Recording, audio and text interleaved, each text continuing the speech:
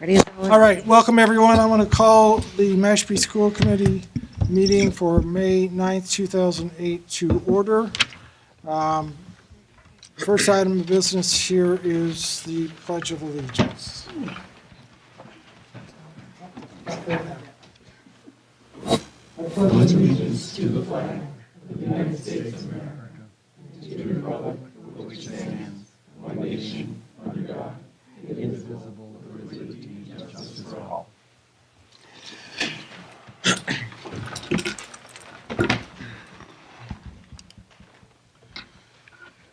All right, we have a rather lengthy agenda for tonight's meeting. For those individuals who are here for public comment, I'm presuming that that may be in regard to school start time, so that has been scheduled for 7:30 on our agenda. And we will try to hold to that, and we'll move things around if we're running ahead. But since that is what was published, if someone is coming late, we'll give them a chance to get here. All right. Moving on to item number 3 on the agenda, approval of minutes for April 25th, 2018. They're in your packet. So moved. Second. Motion by George, a second by Jeff to approve the minutes as presented in your packet. Any discussion? Hearing none. Nicole, how do you vote? Yes. Yes. Yes. Yes. And yes, unanimous. Next item on the agenda is, and I don't think there's anyone from the tribe here tonight. All right, so we will move on. Item number 5 on the agenda, I don't see our state representative or senator here yet. I'm sure they're on their way, so we will wait for them to arrive. So then, moving on quickly down the list to item number 6, Student Advisory Council, Mr. Frederick Hanna III. Your final presentation. Thank you, Mr. Myers. Good evening, everyone. The past month was extremely busy, and then the next month are even more so. Some juniors are taking their first SATs, middle schoolers and ninth graders are taking MCAS, and seniors have their last day next Friday, which is very exciting as well. AP exams are taking place in the high school. One of the nice things that the school has done this year is make all AP exams in the library, which has been a nice environment to complete the test because the bells are turned off, first of all, and it is extremely quiet, which is nice. One of the best parts about APs at Mashpee is one of the numerous amounts of APs that are offered at the high school. There are students taking classes from environmental science to physics, all the way through literature and language, which is nice because a lot of students, especially seniors, when they graduate, are able to transfer their AP credits into college credits. So hopefully, with a lot of students passing with scores of 3 or above, it's nice because they don't have to take those classes in college, which is nice because Mashpee offers a numerous amount of APs for students to take. April 29th, all football players received their Super Bowl ring, and for some, it was their 3rd ring playing for the football team. There was a lot of community support in raising money for the rings, including a nice donation from the Mashpee Pops for $10,000 as well. This week and next week, senior project presentations are taking place in front of community members. It's a nice opportunity for members of the community to judge the senior presentations. The seniors put in a lot of hard work and worked on projects that gave back to the community, which is nice. And there's been a lot of senior projects that have been taking place recently as well, which is one of the most notable ones was the Cape Cod Mini Maker Faire, which took place on April 28th. It was a successful project for Jake Johnson and Max Burke.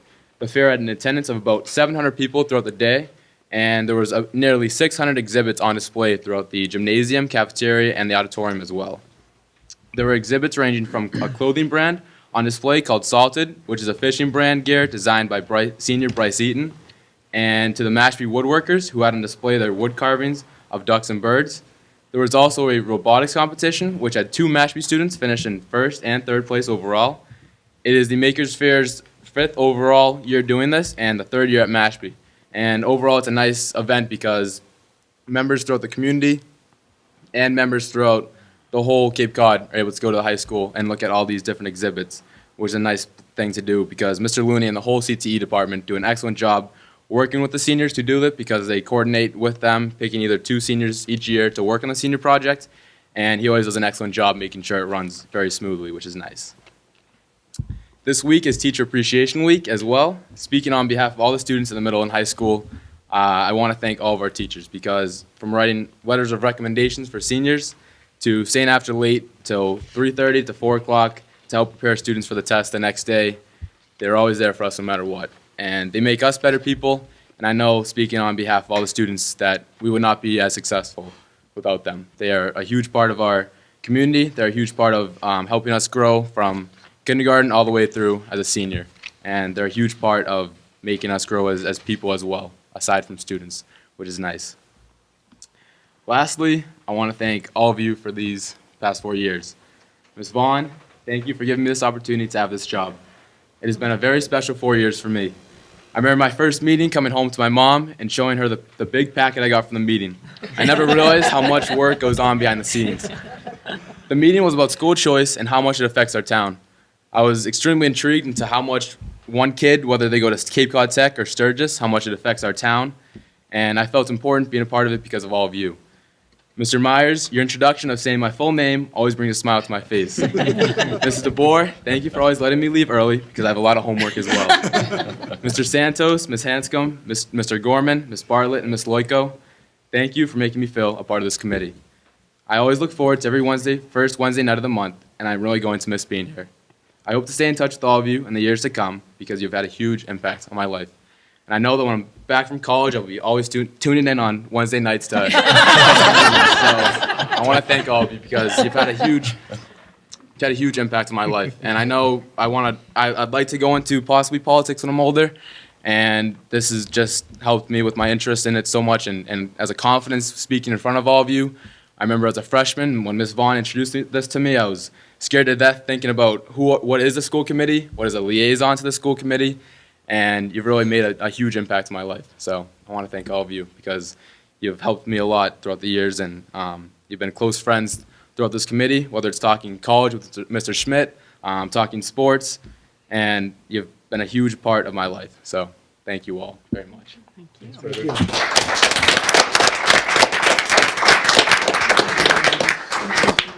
Okay. So we have a few things to go over with you before you get out of here. Because he does have a test tomorrow. So I'll try to read this part at least quickly. This is from MASC, which is the Massachusetts Association of School Committees. Dear Ms. Vaughn, as president of the Massachusetts Association of School Committees, it's my distinct honor, privilege, and pleasure to recognize an outstanding graduate senior from the class of 2018 of the Mashpee Middle High School. Frederick Hanna III is an exemplary and distinguished student whose distinctive record of success and service to his school and community will surely translate to future accolades in college and throughout his career. To my knowledge, at the time, he is the only student from across Massachusetts to begin serving as a representative to the school committee in his freshman year and then carried all the way through. Most give up after a year. So. And that's not in here, but I'm just adding that. Because of his insightful perspective and energetic advocacy for his schoolmates, he continued to serve for his entire 4 years in high school as a student representative. Attending well over 40 meetings throughout his tenure, Frederick has been the true voice of the student community. He not only reports about his school events, awards, and achievements, but also shares the ideas and concerns of his fellow students. He has a passion for empathy that is reflected in his quick wit, compassion, and personal anecdotes. Not only did he serve on the school committee, but he also represented Mashpee students as their class president for 4 years and as the representative to the state advisory board in varsity baseball and golf. He He accomplished these achievements all while juggling an impressive course load of multiple advanced placement classes, which you just talked about. Frederick has earned the admiration of his peers and faculty alike. He is a true role model and compassionate friend to all. He will be sorely missed by the Mashpee community. As he embarks on his next journey to the state's flagship school, the University of Massachusetts at Amherst, we wish him the best of luck, success, and life's experiences. Frederick Hanna III is to be commended, and on behalf of the school committee members from across the state, we want to thank him for his service as he continues on his journey. We know that he will continue to achieve, prosper, and thrive. The best of Frederick's accomplishments are yet to come. Congratulations, Frederick. Signed, Beverly K. Hugo, President. Congratulations. Thanks.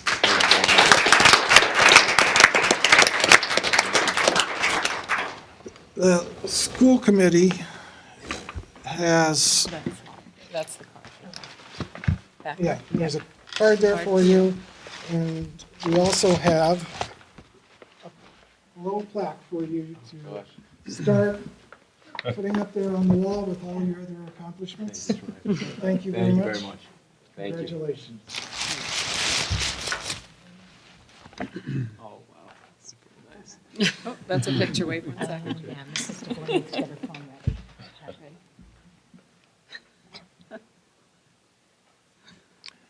And actually, I guess I was supposed to do What is that? the inscription.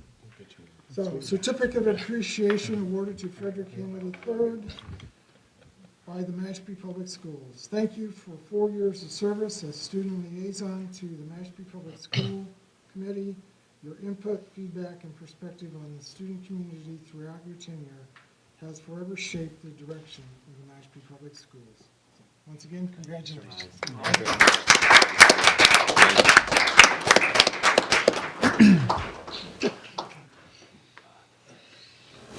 And I believe we have, Looks like Mark. Well, I don't know if Representative Vieira is here. okay, That's good. So we have State Senator Sear. That's awesome. Thank you so much for having me. And as I said prior, my colleague David Vieira is actually the House today was debating increasing the age of use for tobacco to 21, which is a public health accomplishment, something we've been pushing for quite some time. The House took it up today, and they were debating late, and so about 6 o'clock his debate ended. So he sends his regrets. I want to join in the choir of congratulations, and actually I should say many years ago, when I was a student at Nauset Regional High School, I served as the student representative to the school committee. I did not have as lengthy or august of a tenure. I only served for a year. Usually they reserve that spot for a senior. So I have no idea how you were able to muscle out the competition of the senior when you were a freshman, sophomore, and junior. But you know, that was the first experience that I had sort of in a public position. Then I did not imagine that however many years later that I would end up the state senator for the region. But be careful what you get into. I really want to encourage your work, and service. I think we need, particularly for our communities here on Cape Cod to thrive. Right, we need folks really to participate and be involved in a really small town democracy. And so just really want to applaud that. So I have citations both from myself and then also from Rep. Vieira that he sent my way for you. And just as a little tidbit, the Massachusetts legislature is the longest continually serving legislative body in the world. The Brits thankfully had a few civil wars, so we usurped them in time. And so this citation from me, and also the citation from Representative Vieira, this goes into the public record of the longest continuously meeting legislative body in the world for posterity. So congratulations. Be it known that the Massachusetts Senate hereby extends the congratulations to Frederick Hanna III in recognition of your 4 years of dedicated service as a student representative to the Mashpee School Committee. And be it known further, the Massachusetts Senate extends its best wishes for continued success, and this citation be offered, duly offered by the Senate and accepted by the clerk, signed by Harriet L. Chandler, President of the Senate, William F. Welch, the clerk, and offered by myself. And we have a parallel citation from the House of Representatives offered by Robert A. DeLeo, Speaker of the House, and Representative Dave Vieira. So here are 2 more things that you can add to your wall. I want to congratulate you.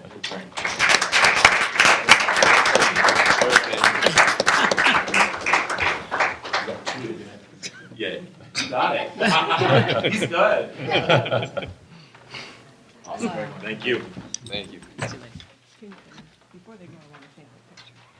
This is- And so it's a pleasure to be with you folks tonight. And I'll do my best to represent Dave Vieira as well, though Dave is someone who I think you folks have had more experience with because he's been in his position longer. This is my first term in the legislature as a state senator for the Cape and Islands District.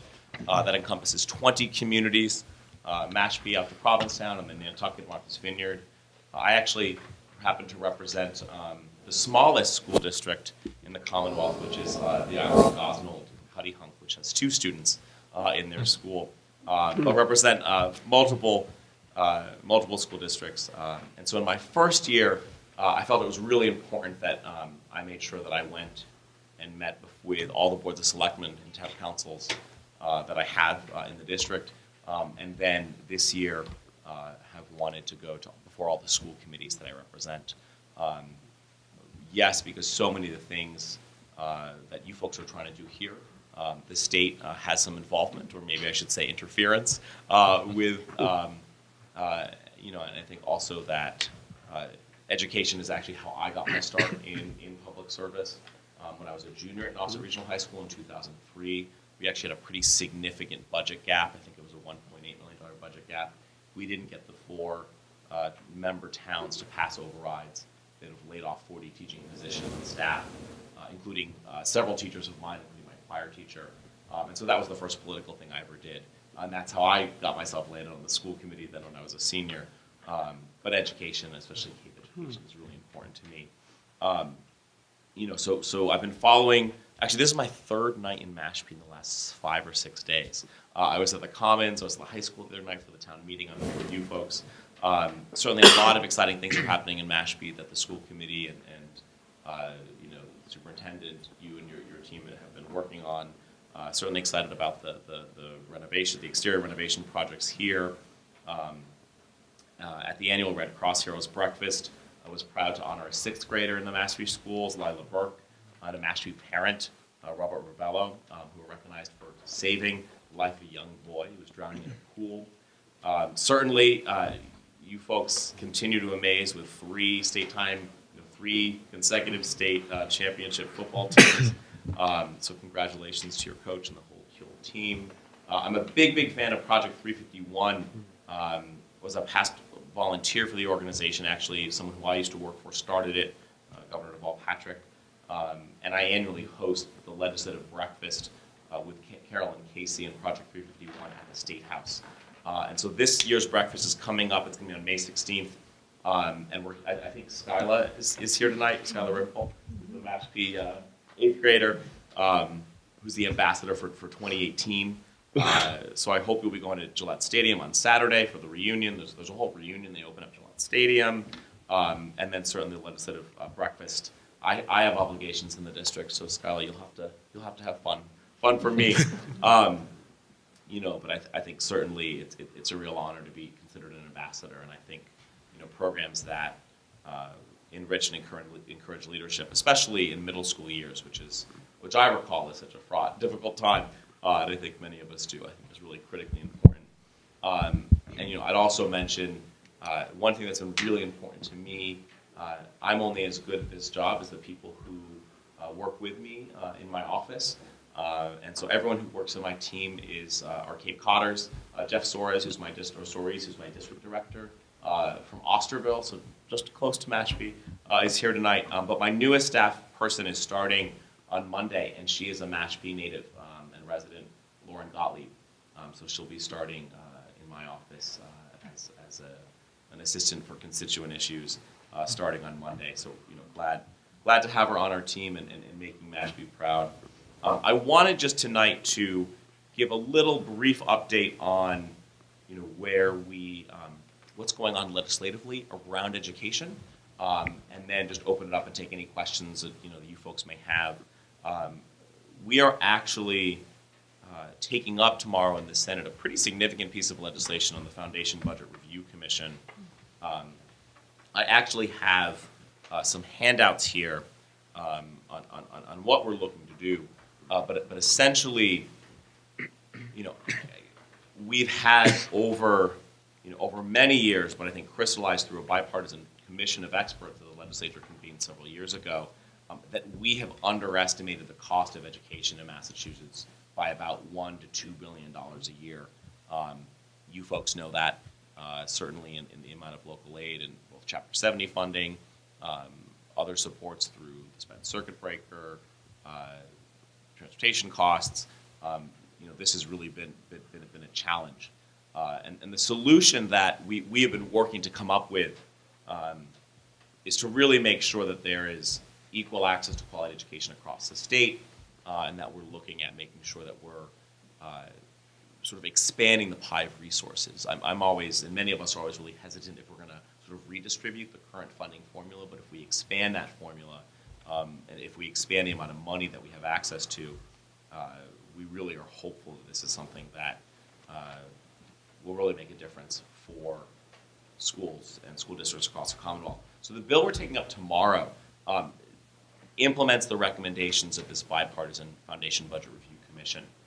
And it looks at several areas where we think the state needs to do more to help school districts and schools. One is in healthcare costs. That's nothing new to you folks, or probably to most anyone, right, who, whether you're running a home and a family or a business or a school district, healthcare costs and the cost of healthcare continue to mount. We feel in the Foundation Budget Review Commission recommendation says we need to do more on that. We agree. Making sure that we modernize components and supports for English language learners, which is something that has sort of emerged here across the Cape as something that's a need. We need to do a better job on that. Making sure that we accurately project special education costs, and specifically with the education circuit breaker, the special ed circuit breaker, working to really increase that, to fully fund that. There's other efforts that need to be looked at as it relates to, this is less relevant to Mashpee, but for many of the other schools I represent, with regional school district transportation funding formula, which is not ideal. So we're going to be taking this up this week. Last week we passed a supplemental budget. I was the primary sponsor of an amendment to add an additional $4.5 million in funding to the special education circuit breaker. We had made a commitment in our budget to fund that at up to 75% of what that reimbursement would be. We haven't gotten there yet. We were at 65%. So for Mashpee, a 65% reimbursement from the state means about $417,000. We're really working, and through the supplemental budget we passed, we're hoping to get you a little more money for that.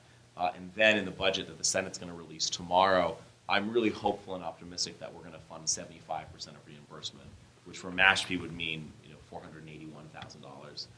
That's significant. We're going to have to fight for that. Hopefully, we got to get it in the Senate budget. Then we're going to have to fight for that in conference with the House. But I think in the Senate, there's a real commitment to making sure that we're providing adequate funding, taking expert recommendations that we've seen and had, and making sure that there's dollars there. So more to come on that. I'll be sure to hand this out on the Foundation Budget Review. Really what this is, it's unlikely, just from a strategic perspective, it's unlikely that the House and the Speaker are going to take up the bill we're going to take up tomorrow in the Senate. But what this does is it gets the Senate on record about what we feel and what we'd like to do with, one, where we think education support and funding should go. Two, there's several initiatives on the ballot this year, one of which is called, which is going to increase revenue it's either called, depending on where you are politically, it's either called the Fair Share Amendment or the millionaire's tax. It's having millionaires and billionaires, people with income who make income over $1 million, pay a higher percentage on their personal income taxes. That's going to generate about an estimated $1.8 billion. What the Foundation Budget Review bill does that we're voting on tomorrow is the Senate's on record saying, hey, voters, if you pass this, we're committing and we want to commit to use this money to fund the Foundation Budget Review Commission recommendations to get school districts more money as it relates to healthcare, as it relates to SPED, as it relates to ELL. So I think it's a big deal that we're on record for this. I wish that, and maybe Dave would have more sort of updates if he was here with us tonight on trying to get this through on the House side, but I think it's important that we really acknowledge the gaps that are there, and that there's a path forward for us really to close some of these funding gaps. The other piece I wanted to mention, because this is something that I've just heard across the district and here in Mashpee as well, as we look at health and morbidity and mortality, certainly the opioid epidemic that this region has been dealing with and across the Commonwealth is very much foremost on a lot of our minds. If you look at the public health data and the surveillance data, we are seeing a decrease in opiate overdoses across the state, but we're not seeing that here on the Cape. We're actually seeing a plateau. And Barnstable County has done a really interesting survey and study looking at, all right, what are lessons that we can learn? What are populations that we need to focus on, or groups of people that we need to focus on as it relates to the opioid epidemic? And this is something that I'm a very much big fan of. As you may know, I spent 6 years working at the Department of Public Health for the state prior to this position. So I'm kind of a public health geek, and wanted to share the county to look back, looking at, in a 10-year period from 2004 to 2014, looking at death data. And in Barnstable County, on Cape Cod, there were 281 deaths that were attributed to poisoning by opioids. And looking at, all right, so who is that impacting, right? Of those 281 people, what common threads can we find? What common threads can we see? And what's fascinating, and they looked at employment data and education data. And what really stuck out to me, of those 281 individuals, 65% of them are employed in trades and service industries. The 65% of the county-wide average for being employed in trade and services is 46%, right? So that's a pretty big gap. If you look more granularly, 1 in 4, 25% of those individuals are employed in construction. Then you look at education level, and that of the 281 individuals in this decade period, 69% of the individuals had a high school education or less. So, and if you look at, again, if you look at countywide education, there's only about 31% of us have a high school education or less who live here on Cape Cod, obviously excluding children who are still at school. So it really pointing out, right, from a priority population and intervention perspective, it's students who are what we would call straight to work. So not necessarily people who are, if they're graduating, they're not going on to higher education, or if they're not, or they're graduating through a GED or not graduating at all. And it's a straight to work population that's going into services primarily and significantly in construction and trades. And I think this information is helpful, and I've been sharing it with school committees because I think it helps identify from a population-based perspective who potentially are the individuals in our schools and also the people in our communities that we really need to be targeting with interventions both from a prevention perspective and possibly an intervention perspective. And I find that data really compelling. Barnstable County has a pretty thorough report that we can get you access to if you're interested on this. But I thought it was information that was very valuable to share. So those are just some of the things I wanted to talk about tonight. I think if Representative Faire was here, we'd also be talking about his ongoing commitment to early education, which I very much share, and I very much appreciate Mashpee's efforts. I think you've been a real leader here on Cape Cod on early ed as well. but glad to just take any questions. And again, thank you for the opportunity to come before you. And I'll be sure to hand these out as well. Anyone have any questions? Sir. I just want to thank you, Senator Sear, for coming and sharing information with us. I also want to point out that I believe Frederick was a Project 351 ambassador in 8th grade. Thank you. He does. Quite the track record. Yeah, that's amazing. And I think, did you attend the drug story Actually, theater on Friday? Thank you for reminding me. So I did. I attended the Drug Story Theater. I believe it was for the Mashpee Middle School students. It was for That's right. 7th and 8th. For 7th and 8th. Yes. And I don't know if you've heard about this fascinating program, taking young people who are in recovery themselves, using theatrical arts as therapy, and then crafting stories and essentially a play, but an educational play, around primarily drug use, but drug and alcohol use, and also talking about addiction. I found it. I mean, again, I was not the target audience, so I'm a 32-year-old. I'm not a 12 or 14-year-old in that position, but I found it quite effective, and I think that really in having other young people telling their story and sharing that information, I think that fits along with what increasingly we know when it comes to a prevention and an intervention perspective around who are the messengers who are effective.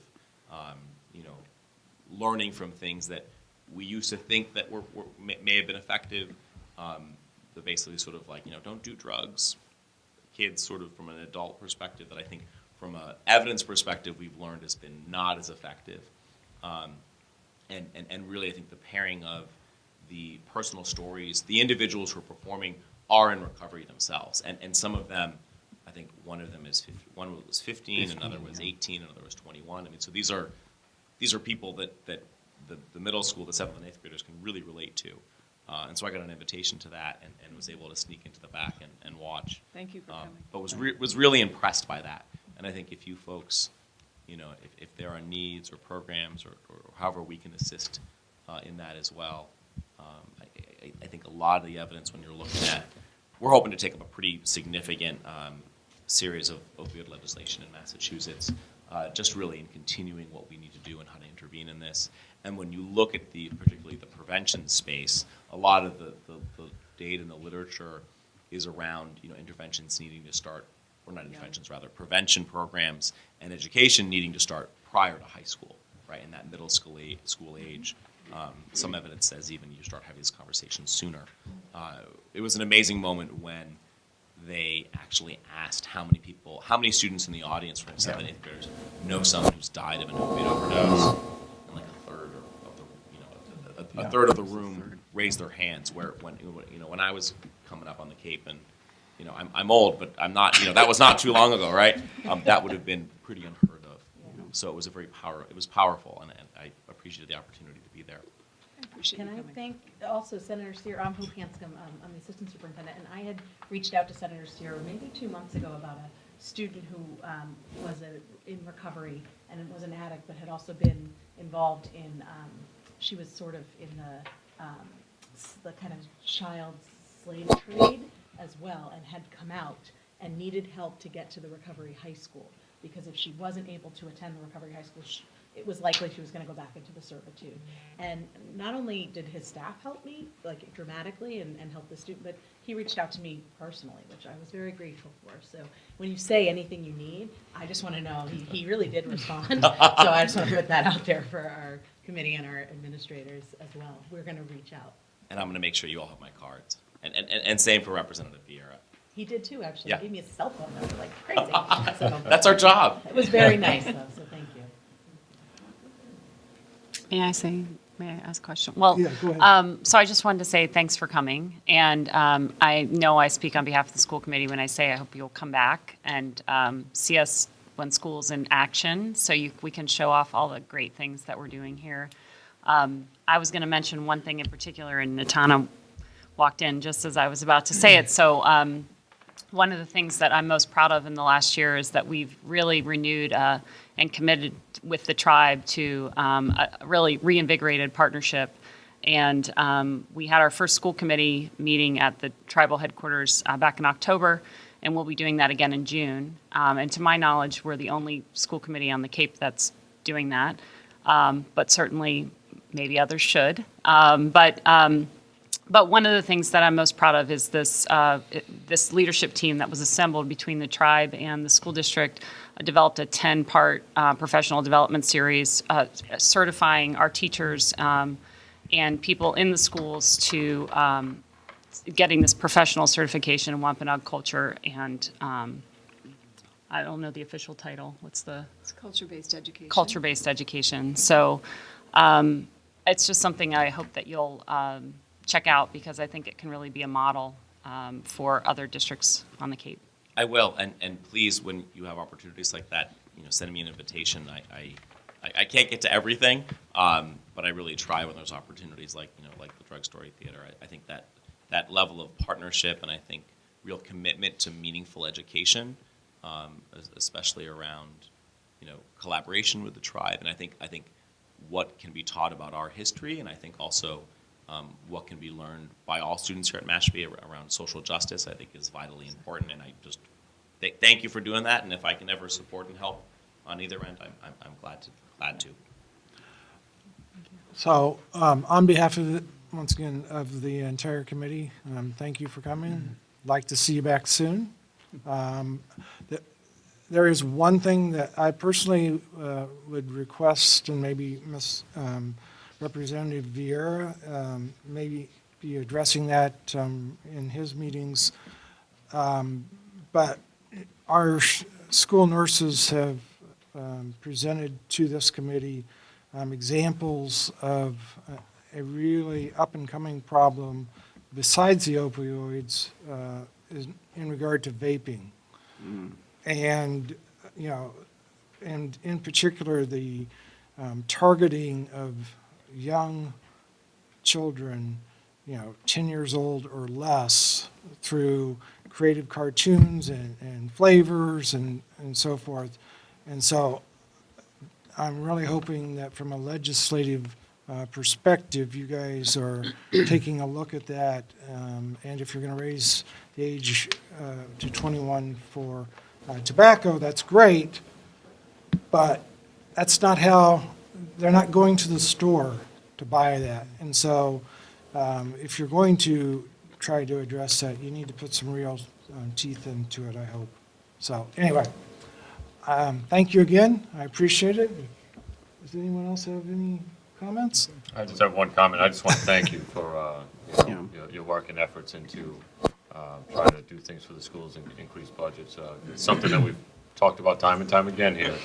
And I think it's easy with all the work that you have there up at the state level. It's easy to forget about how much of an impact education has on everything. I mean, you spoke a little bit about it with the opioid epidemic. There's always a piece. Education fits into everything that we do. So it's important to make sure that we support that. Because it seems like even at the Fed level and the state level, a lot of it gets dropped right on the backs of the local communities. And then we're left trying to figure out how we're going to put everything together. Yeah, no, I think it's, in my opinion, I think most economists and others would agree, this is the best investment we make in people, and it really pays off. I think to the vaping piece, this is something we're seeing. The bill that the House is taking up, which the Senate has been wanting to do this for a while, so the House doing this is good. Includes all tobacco, including vaping. We've got a real problem with the tobacco companies now in the guise of vaping, specifically creating and marketing products that are really are meant to appeal to young people and to minors, and it continues to be a problem. And so it's the problem we had with Joe Camel in the 80s and 90s. We've got that again with I don't have the products off the top of my head. It's a challenge. I've heard about this from the Department of Public Health as well. I think that I think raising the age to 21 again helps, but the vaping piece is something that is a challenge and needs some persistent attention to over a period of time. It presents a challenge. All right. Thank you very much. Thank you. Appreciate Thank you. it.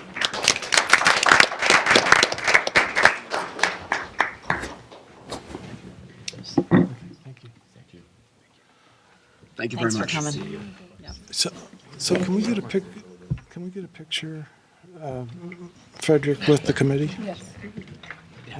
So we'll- Okay.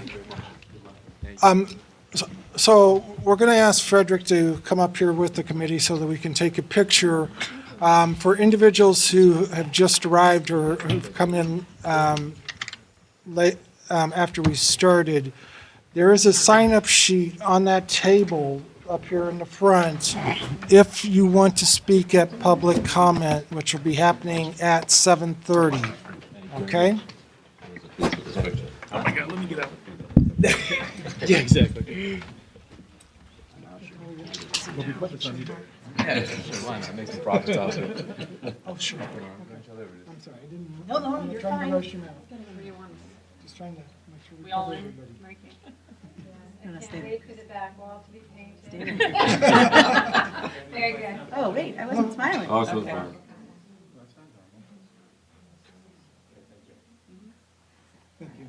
And then we also want to get Frederick's family. So many. Frederick, can your family come up too? Yes.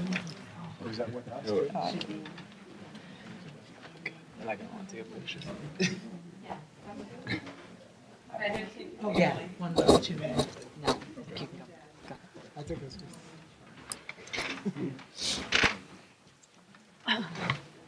It's like at the, it's like at the family reunion. Take a picture with me. Smile.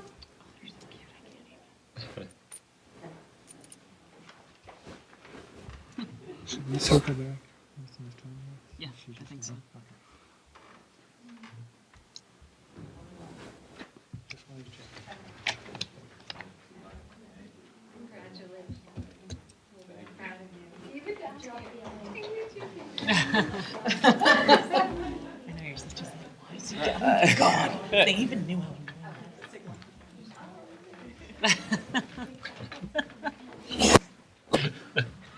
You want to get a picture, guys?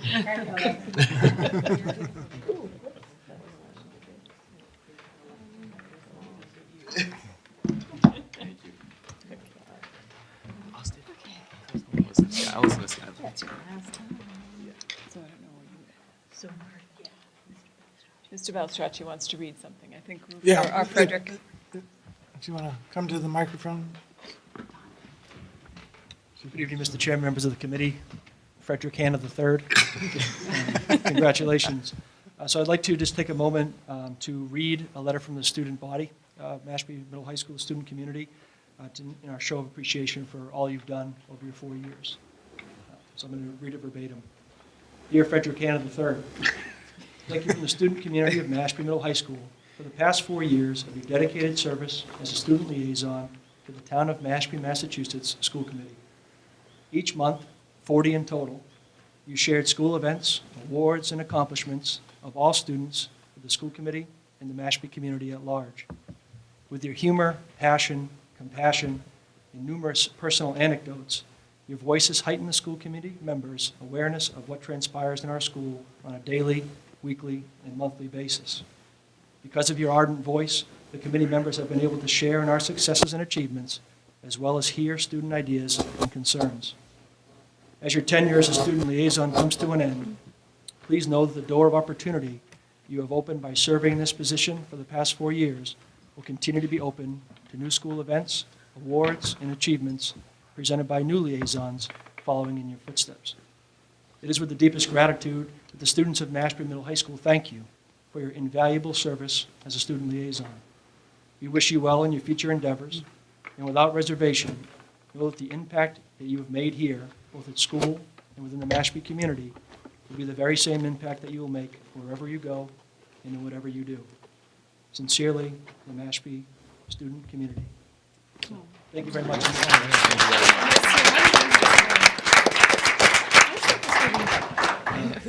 Frederick's an outstanding individual, outstanding student, and someone who's truly ingrained himself in our school culture. And being a young principal taking over just a few years ago, I was able to meet Fred and really developed a great relationship in how can we make our school better. And I truly believe that through his leadership, not only in student government and through his representation here to the committee, He's really left our school a much better place than when he entered it. And I will miss our heated conversations about the Celtics and the Patriots draft we just had. But outstanding, and I know he's going to be successful whatever he does. And on behalf of myself and the administration, I thank you as well. And just so happens, an exciting opportunity here as well. Behind me is Miss Skylar Rimple. She will be our 351 ambassador this year. She is also following in Fred's footsteps during her freshman year next year to be your school committee liaison. So I just want to thank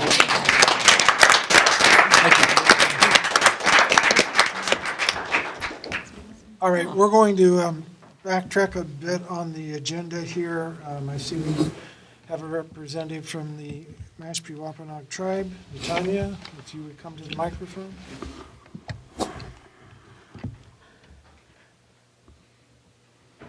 Hi, everyone. Sorry I'm late. Mom life tonight. So just a couple of things I wanted to update everyone on. So we have, I think, gone through 4 of the 10 professional developments that we are been doing with the district. We're presenting to about 25 faculty members, and so far, from our end, I think it's really going well. I think even better than the interaction during the sessions is this, the 5 or 10 minutes afterwards, where teachers are coming up to Jen or myself and really asking deeper questions that maybe they didn't want to mire up the conversation with. But it's, I think, been really really helpful for both sides. One, for the teachers to have a better understanding of really anything, any topic about Wampanoag history or contemporary politics, whatever it might be that they may not have known about. But also, I think for Jen and I to get a sense of what the knowledge is of the teaching staff, and where we can put more effort.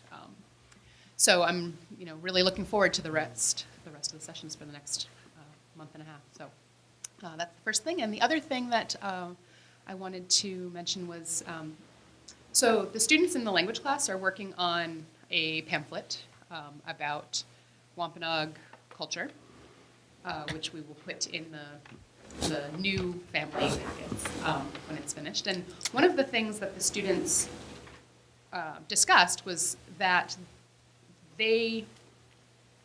while they see the value in a piece of paper that they can read information from, what they felt was really important was to sort of be reminded of that information that's on the paper on a regular basis. And what they would like to do or see happen in hopefully the shorter term is have some sort of installation in each school that is representative of Wampanoag culture, kind of, sort of in your face when you walk in the door. Whether that's, a bulletin board that's, kind of permanent display, or some sort of plaque or something like that they can, kind of take ownership of what that would be. Something similar along the lines of the signs that you see when you come into Mashpee. Something like that. So I just sort of wanted to put that out there for you to chew on and see what you think of that idea. And I know that students are not going to let it go. So we'll hear about it again later, I think. But anyway, that's it for great. Thank you. Thank you. Thanks, Natana. I think it's a great idea. I do as well. Yeah. I would love to hear more about that, Okay, maybe yeah. at the meeting in June. Perfect. Oh, yeah, You'll be down that'd be there. great. Maybe you could have some of the students come. Okay, I'll definitely talk to them about that. Yeah, it'd be, not that I don't love seeing you, but it's always fun to have some fresh faces at these meetings. I'll make that part of our next couple of class meetings, and they can put some Okay. ideas around it, and we'll have something to. That'd be great. Cool, thank you. Excellent, thank you. All right, Project 351, Skylar Rimple.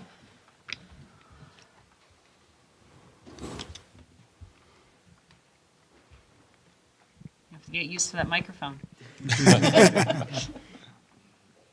Project 351 has been a whirlwind of fresh air.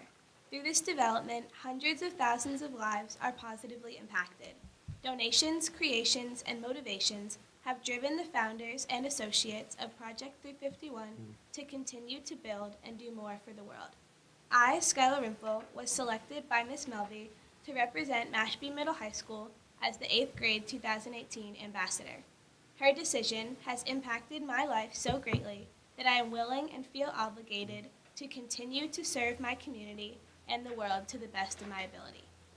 On Sunday morning, January 28, 2018, I had begun my voyage as the Mashpee ambassador. I got on the bus, and as soon as I got there, I had already made friends. We had been introduced to alumni and played games with people from local areas. When we arrived at the JFK Library, we had dropped off mittens that each ambassador collected for Puerto Rican victims of the hurricane that had moved to U.S. but needed help surviving through the winter. We were given a gracious tour of the library, involving a listening to many different staff members share stories about the lives of the Kennedys. We were then given drawstring bags, long-sleeve shirts, and headed into a large room to find our teams based on a service hero. Service heroes were people who Project 351 chose to acknowledge this year, and different ambassadors were broken up into different groups based on them.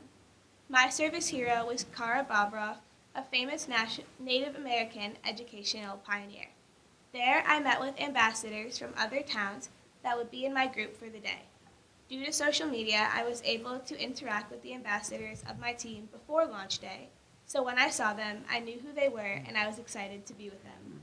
We were then introduced to foundational members of Project 351 and alumni who had stories to share. The theme of launch day was "Now is the time," so everything revolved around that statement. We were told the horrific story of Martin Richard and took a moment to remember him and to hear from his family and friends. He was a boy who was running in the Boston Marathon and sadly lost his life due to attacks. We then watched Lisa Hughes of Channel 4 interview Governor Charlie Baker and his wife Laura Baker about Project 351, youth community service, and what it means to make a change. Following the interview, we were introduced to the community service that we would be completing. Some ambassadors went to the Pine Street Inn, one of the largest homeless shelters in New England. Some ambassadors went to Cradles to Crayons. Some went to places such as the Martin Luther King Jr. School and Wonder Fund, and I went to the Greater Boston Food Bank. At the Greater Boston Food Bank, we were given an introduction statement by the workers of the establishment. We discussed the transport of items to and from the building and the importance and effect it has on the people who need it. From there, the groups that traveled to the Greater Boston Food Bank were divided. One group stayed upstairs and made cards that would go in the boxes of delivery to the families that needed items from the food bank. Another group stayed upstairs as well and sorted through cans and other goods for health purposes. The group I was included in, along with my best friend from the project, Sophia Garzoli from Hopedale, Massachusetts, went downstairs to work with boxes. When downstairs, we were divided again, and one group took boxes of cookies, crackers, and other foods off of a simple machine. Another group opened boxes so that the group I was in, along with Sophia, could put the cookies and crackers and other items inside of them to be delivered. Although we had served for 2 hours, it had gone by faster than class period. Music was playing, everyone was laughing, and we were having fun while serving. I personally did not want it to stop, but we had to regroup and leave the Greater Boston Food Bank after a thank you statement and pictures. We were given this certificate, which states that we had made 29,300 meals possible through our volunteer efforts in sorting 35,155 pounds of food for people across eastern Massachusetts. After leaving the food bank, we returned to the JFK Library, and the groups of ambassadors from different areas shared their experiences.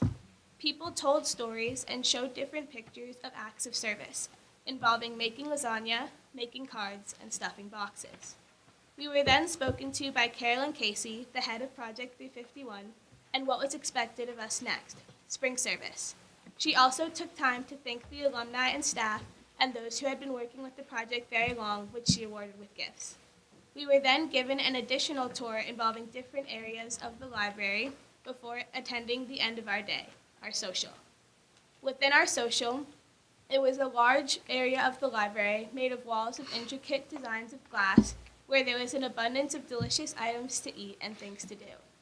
The most important thing was to sign up for spring service by getting information and signing that you were ready and capable of completing the task. Next, there was every item of food you could have wanted, from grilled cheese to soup, to soft pretzels to popcorn, to cupcakes and everything in between. It was bittersweet because it would be the last time of the day that you would see the people that weren't on your bus, but filled with music and fun. On our way out, we regrouped by our buses and were given information about the library and a ticket to return. On the way home, we were given thank you cards, were told to write thank you cards to the people that had gotten us there, and reflected on the day we had experienced. We were awash with new ideas and new ways to show love to everyone. It had felt like the end, but we knew that was only for the day. We knew that we had just begun something greater. Spring service was a collection drive that mainly focused on clothing, but items such as books, toys, shoes, and jewelry were accepted as well. We served an organization called Cradles to Crayons, which helps needy families in Massachusetts get winter coats, shorts for hot weather, and other items. No ambassador was forced to collect for spring service, but everyone wanted to. That was the beauty of Project 351 and the beauty of spring service. It was not an obligation, but a choice to go out of our way to help people. We were sent a toolkit and calendar in the mail and had phone calls weekly to give us information, help, and a way to ask for it. For the duration of 2 weeks, I had collection boxes in the Quashnet Elementary School and Mashpee Middle High School. I had spread posters with my friend Abby Rogers, and with the help of Mrs. DeBoer and Mrs. McGrory, spread the word to students and parents in the district. When the collection was over, my parents and I brought the boxes into our car and drove them home, where we would have to do a quality sort. The quality sort is done so that only items that would make children feel good about themselves would be donated. Any items with stains, tears, looked worn out, or did not fit the standards for Cradles to Crayons were either recycled or donated to Goodwill, my choice of thrift store. The regional location was BJ's, so we dropped them off in specific labeled bins. Following this, I made thank you cards and delivered them, many including sunflower seeds as a thank you for helping me bloom into spring service. The next part of Project 351 is reunion at Gillette Stadium this Saturday, May 12th. We will be completing service and doing a peace and unity walk for Martin Richard, and will once again be having an abundance of fun. We will be having a fall service involving a food drive, a 9/11 tribute, and many ambassadors will be serving on Memorial Day. I would like to thank everyone who has gotten me to this point, involving Miss Melvie, my parents, my friends, and God. I'm excited to continue Project 351, and am overjoyed to see the impact it is making on people. I have loved to work with them so far, and I'm ready to continue to help. Now is the time. Thank you. Thank you.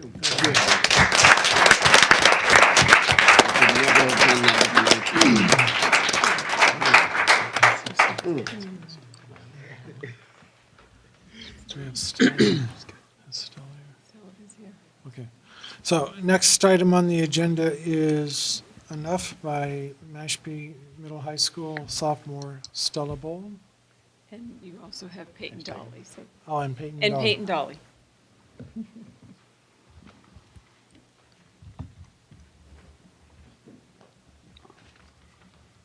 Hello and good evening. My name is Stella Bold, and tonight I'm here with my friend Peyton Dolly to talk a little bit about the hashtag Enough Walkout that took place March 16th. She and I hosted and planned this event, and we are also going to talk a little bit about the experience we had at the March for Our Lives event in DC, which was March 24th. Originally, the idea for our walkout began in our law class when a national school walkout promoting peace was to happen on April 20th. Peyton and I were interested, as it seemed there wasn't a whole lot of action being taken to bring acts of violence to an end. However, this walkout in particular was during April vacation.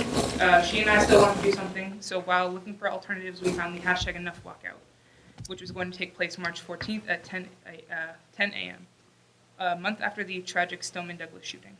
The three main points of this walkout were to gain stricter gun laws, to increase school security, and get more funding for mental health patients and facilities. We focused on the last ones more than gun reform, as the nature of the topic is controversial, and we aim to make the assembly as inclusive as possible for everyone in our school.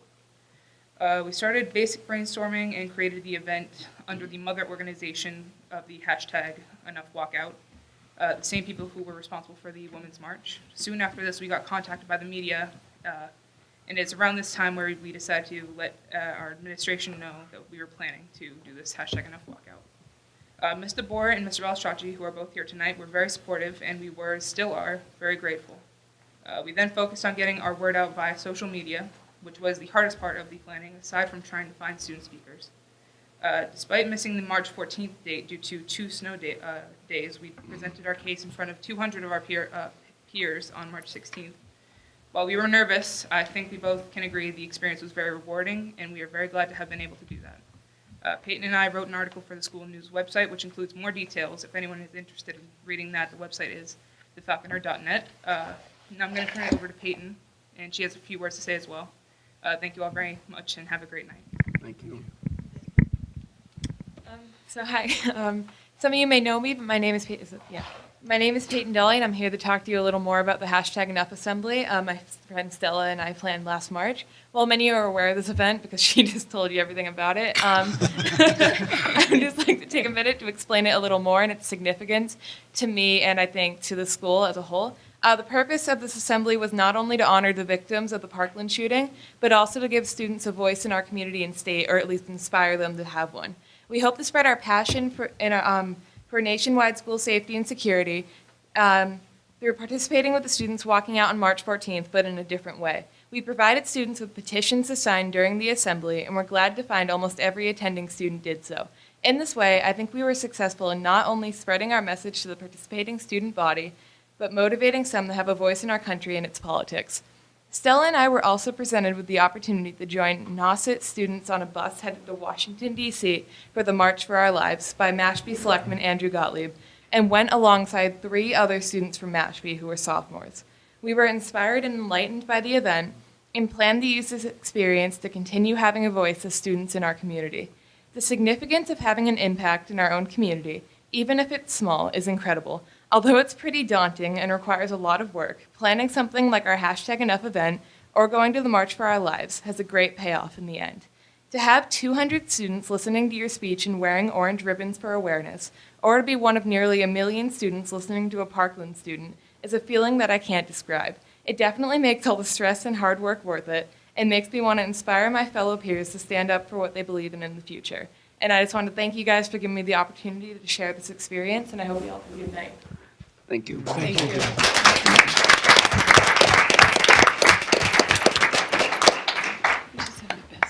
Can I ask them a question before they go? Oh, Hello, Stella. Stella. And Peyton. Almost made it. Almost made it. I was just curious. I had read that that there was a Cape-wide or multi-district student board that was stood up as part of this, and I just wanted to kind of hear a bit more about that and whether it's still active. All right, so we're actually kind of affiliated with the founders of the Cape Cod Student Board, although we weren't really directly associated with the planning of the Hyannis March for Our Lives since we went to DC. I do know that they're still planning a lot. We're in like this group chat and they're always super active on it. I don't know what they're planning right now in particular. I know they're all like insanely politically active. One of them writes for a political magazine, and it's pretty cool that they're all from all over the Cape. There's even a kid from Martha's Vineyard. And it's great to get that representation, I think. And yeah, I know they went to a Democratic dinner. I unfortunately couldn't make it. And they got rewarded by, I forget who it was. Yeah. It was a certificate just recommending, or not recommending, but giving them, I think it was Democratic Society of the Year or something along those lines. Yeah, it was really impressive. It was an honor. Yeah. We weren't there to attend, but we are definitely part of the group. It's a group of, I'm not sure how many different schools, but we have I know there's 16 kids in it. yeah, it's quite a few people all representing different schools, and we're very honored to be a part of them. Yeah. Great. Well, I think, I mean, I can't speak for the whole committee, but if you guys need a place to convene, I think Mashpee would love to host a meeting like that of a student board. I'm sure Mark would do whatever he could to support you. We'll definitely let them know. Yeah, that's great. Thank you. Yes, I have a comment for you. Yes. Yeah. First I want to, congratulate you on what you're doing and following with your passions.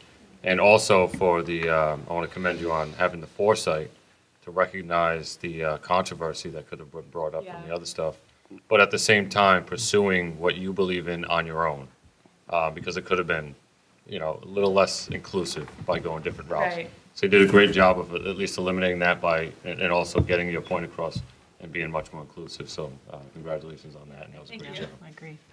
Great. Anything else? All right. All right, run. Thank you. Go. Before we change our mind. I know, I do once kind. All right. On our agenda next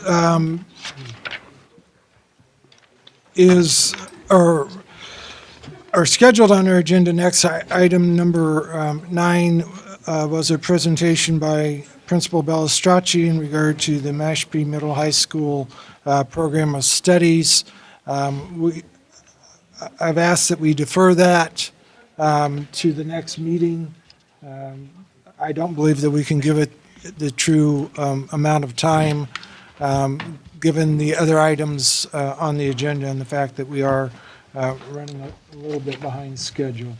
So I believe, Mr. Bellistracci, this can wait till the next meeting, correct? All right. So next meeting, first item's already been set. Bye. Thank you. Thank you. Even a birthday party. Yeah, I know, look at it. So do we need to move to table that, right, or postpone it to the next meeting? Since we didn't bring it up. We'll have a vote potential next to it, right? Yeah. Yeah, we have should to probably vote. do I that. suppose so, yeah. So I Safe than move to sorry. postpone item agenda 9, Mashpee Middle High School Program of Studies by Principal Bellistracci until our next scheduled meeting. Second. Okay, motion by Jeff and second by Chris? George. Oh, by George? Okay, second by George to postpone that to the next meeting. Hearing no discussion. George, how do you vote? Yes. Yes. Yes. And yes, thank you. All right, we're going to move on to public comment. I presume that this is in regard to the next item that we will be talking about, which is school start time. I do want to try to limit the time that people are speaking, because this is really the point where the school committee needs to be spending their time. But we do appreciate you being here and do want to hear what you have to say. We did receive numerous emails to each of the committee members, and I know personally I've looked at them, and I'm pretty sure everyone else has looked at those too. So Sharon Francisco, if you could please limit it to 3 minutes. And I think actually we should add for the people who are watching at home, you know, when we get letters that are addressed to all of us, we're prohibited from discussing issues outside of school committee because of open meeting law. So I think a lot of times we just don't respond. But I think as a parent, I think it would be difficult to know that your letter has been received, and, you know, so we could do a better job of acknowledging that we receive those in the future, I think. Yeah, so I will say personally, and people who got my emails, a lot of them today, will say, thank you for your feedback. Great. And that's all I can say to the point that Nicole is making. We really can't have a robust discussion outside of the school committee meeting. Sorry But to we do interrupt you. appreciate everyone's feedback. With Thanks. no further delay, Sharon. Thank you, Sharon DiFrancesco. Thank you for that, Nicole. I appreciate that very much. 3 minutes, oh my gosh, so short. I think at this late hour, we all know why we're here. We're here to address not school start times. We're here to address chronic sleep deprivation in the teenage population, and that's really an important distinction. You know, all the conversation is about the start time, and yes, to address the one, we need to look at the other. But we can't take our eyes off that prize of helping the teens that are suffering from chronic sleep deprivation. And that would be any teen starting before 8:30, according to multiple medical organizations, which names of which I won't bore you with right now. So let's keep that in mind, that we're doing this for the teens who desperately need it and are being harmed every day that we don't make a move on this. It's gone on long enough. It's time to get them the help they need. Help they don't even know they need half the time. I drive 5 kids to school in the morning in my small effort to get those 5 kids 20 extra minutes of sleep. You know, that's how important it is to me. 20 minutes doesn't sound like a lot, but when you're in deep sleep and somebody's ripping you out of it, 20 minutes can seem like 3 hours. So maybe the teens don't know they need it, or maybe the teens don't want to get out that late, but they need it, the professionals are telling us they need it, and we need to listen. Now, really the time to talk about whether we need to change school start times is way in the rearview mirror. We need to be talking about how we're going to do it. And ideally, in the last 2.5 years, we've been doing that.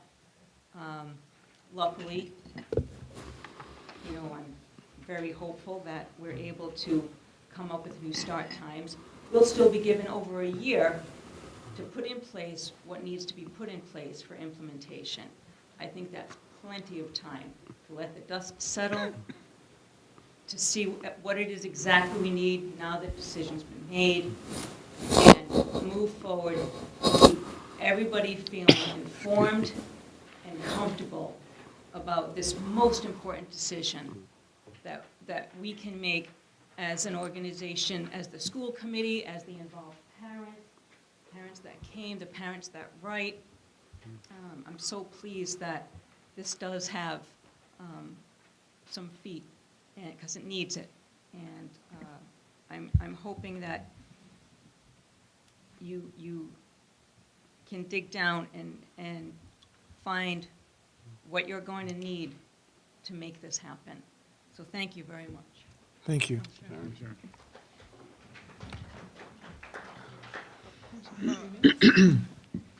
Carolyn Thompson?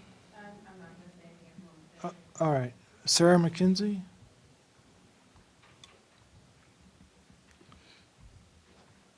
And similarly, if you could please refrain it to 3 minutes. Yes. Thank Hi, you. Good evening. So I have a daughter in grade 10 and another in grade 5. This is the second year that I've been out to support this initiative. I think by now we all know that in all of the literature, the research, be it medical or pertaining to mental health, be it from educators, surveys from teens themselves, shows that it's in the best interest of teens to have a later school start time. Of course, I know that for my daughter, my oldest daughter, and my family, it would certainly be the best choice, but I'm not here for purely selfish reasons. By the time this is implemented, if implemented, she will be in grade 12. We don't live here permanently. Possibly my youngest one will never even see high school here in Mashpee. Yet I still believe that it is the right thing for all kids going to school in Mashpee now and in the future. I think Massachusetts has always prided itself on its high level of academics. And I know that in the 5 years that we've lived in Mashpee, Mashpee certainly made great strides, thanks to many of the people that are in this room, to really improve academics in Mashpee, and I've seen those changes. At the same time, I think the Cape is really, really slow, like at a snail's pace, in terms of making progress compared to other places and certainly urban centers. And when you look at some of the best school systems in the world, of which this is part, and most of those school systems where you have healthy teens, happy teens, and populations, school start times are later. And more across the board, school start times are becoming later. And I think that if Massachusetts is going to continue to hold its academic standing, and Mashpee continue to make progress and keep up with the progress that's being made elsewhere globally. These changes need to be implemented sooner rather than later. It's a really positive thing, and I think we all know that, and I'm not really sure why it's still open for debate. I know that a lot of people don't support it for their own reasons. Change is never easy. There will be challenges, but everybody seems to be ready to face those challenges and up for the challenge. I do hope you all really take everyone's words into consideration. Personally, as far as the elementary start time change, it won't impact my family personally, but I know that a lot of families need their older kids around to help with younger kids after school hours. From that perspective, I think it makes sense to have the elementary school start time later as well, rather than earlier, so those older kids are maybe at home. We're free to pick them up from school. But in a nutshell, I do think it's a really, really positive thing, and I've been saying that for a long time. I do hope to see it at some point during the time I live here in Mashpee to take place. And thank you for listening to me. All right, thank you. Samantha, and I'm going to, Zeal? Can't exactly read the writing there. Okay. Hello, good evening. Good evening. As for the 2 years, I've spoken as well, and I am not for this. I think that we need to, I speak on behalf of the community. I speak on behalf of people that aren't targeting a certain population, because I have 3 children, 1 in each school. So it's really hard for me to say we need to do something best for one specific grade group as opposed to the other grade groups, because I think as a community, we have to look at everybody. I did submit a letter to them, and in my letter, I do think it's very interesting. In my letter, I did go through the pros and the cons for the late start. I understand the chronic sleep deprivation, and ironically, I'm a big proponent for physical education. I am a PE teacher in a neighboring district, and ironically, if we were to have our students be as active as they should, it gives you the same exact benefits as sleep. And actually, we already have the answer to providing a more well-rounded well-being for our students. We really need to look at our schedules. I don't think it's something about whether it's late start, early start. I think there's more negatives to having a late start, because I think that, first of all, with switching the younger kids, my first main concern is I just don't know how you can put a first grader at a bus stop at 6:30 in the morning, or a kindergarten kid. That's really frustrating to me. I don't think that, and then on the flip side, even extending it and letting them go to school later, I don't see how you can put an elementary school child in early care before school, then have to go to school, and then have to go to extended daycare. That's a lot of time for those little people to be in a school-like situation. So that really, that confuses me. And a lot of this research in regards to late start, there's no research for the effects of the elementary school. So another concern that I have is that in regards to a later start, I just think it skews everything. There is looking at my high school student who is an athlete, there's over 11 middle school teams and 31 high school teams. So there's about 42 total programs. And where we play for sports, some of those schools, like for example, baseball went to Cohasset on a Tuesday. They didn't get home until 9:30. So if we had a later school start, then they wouldn't get home until 10:30. So then their dinners are later, and then their homework is later, and then they go to bed later. They still aren't getting any extra sleep. So I'm not really sure how all this would work out. Also, my concern is for students that have to work and the labor laws. Students that are 14 to 15 can only work between the hours of 7 a.m. to 7 p.m. So now the kids have to think, okay, if I'm getting out of school later, and then I have my extracurricular activities because I need that for my college applications, and then they only have a really shortened time to work. I just think that there's a lot of things that play into this decision that we haven't completely thought about.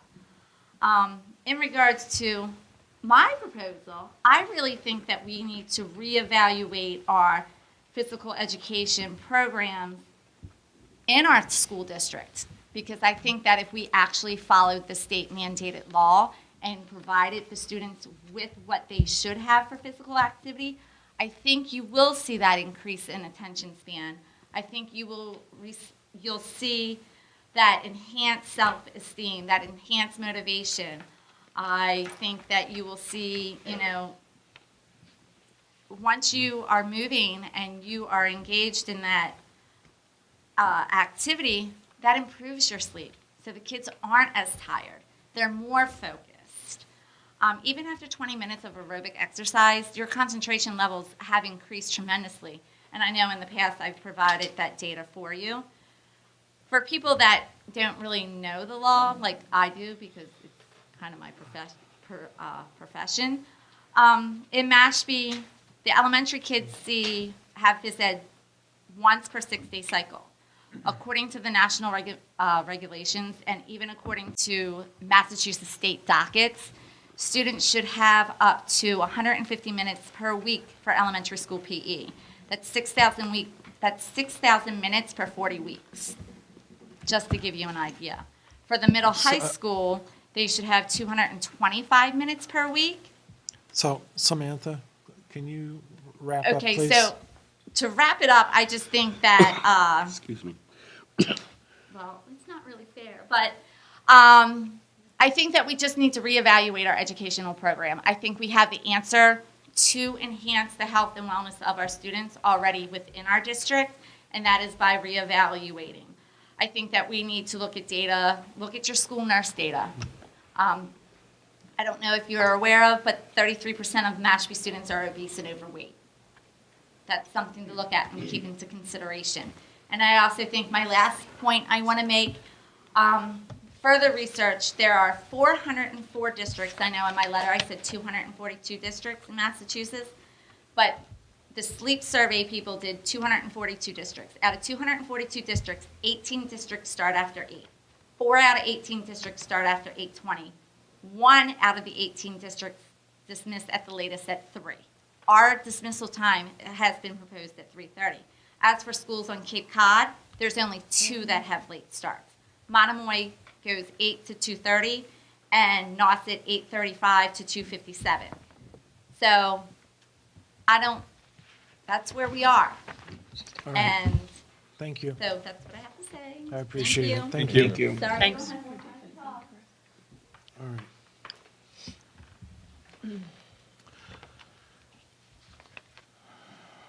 So we've had an opportunity over the last almost 2 years to gather a lot of information, to get a lot of feedback, get people's perspectives.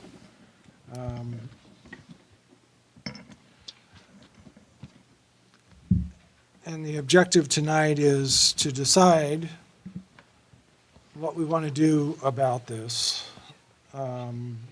After hearing all of this information, we have the superintendent presented at the last meeting 4 different choices, and if I can just borrow that. So what we went over last time was option A, which is no change, so basically status quo. There was a option B proposal, which would have had the high school starting at 8:30, dismissing at 3, having the Quashnet and Casey Coombs at 7:30 to 2. There was an option, pardon me, option C, which would have had the high school starting at 8:30 again, or still starting at 8:30 and dismissing at 3, but would have then the Quashnet and Casey Coombs days starting at 9:05 and ending at 3:35. And then there was an option D, which is basically a hybrid of either B, C, or something else that the committee was interested in pursuing. So, If I might make a motion, Mr. Chairman, I think it would be easiest in approaching this if we decide what we want to do at the high school level. If we don't, if we decide not to do anything high school level, then any other discussion really is going to be muted at this point. So I would like to move that the committee consider the start times 8:30 to 3, as mentioned in choice B and C, to be amended as necessary by bus schedules, et cetera, by the administration to take into account small changes in time, in those start times, and that start time and finish time. You get all that? do I have a second, and that's for discussion purposes? I'm not quite sure I understand the motion, so it's, I mean, I know you're trying to limit it to just the high school. Well, it's basically starting with the premise Yes. that if you don't change the high school, Well, of course. right? Okay, so, Discussion's over. just by passing this, we're just agreeing that we want to continue on. The Is that discussion. what you're trying to get at? Yeah, to continue the discussion as to whether we want this high school to start at the schedule of 8:30 to 3. All right. If we don't change that, then there's no real discussion, no need to go a lengthy discussion on the other, my opinion. Do I have a? I'll second. Okay, so we have a motion by George to set 8:30 as the official start time for the high school. Pardon me? Middle high school. I'm sorry, at the middle high school. And that has been seconded by Chris.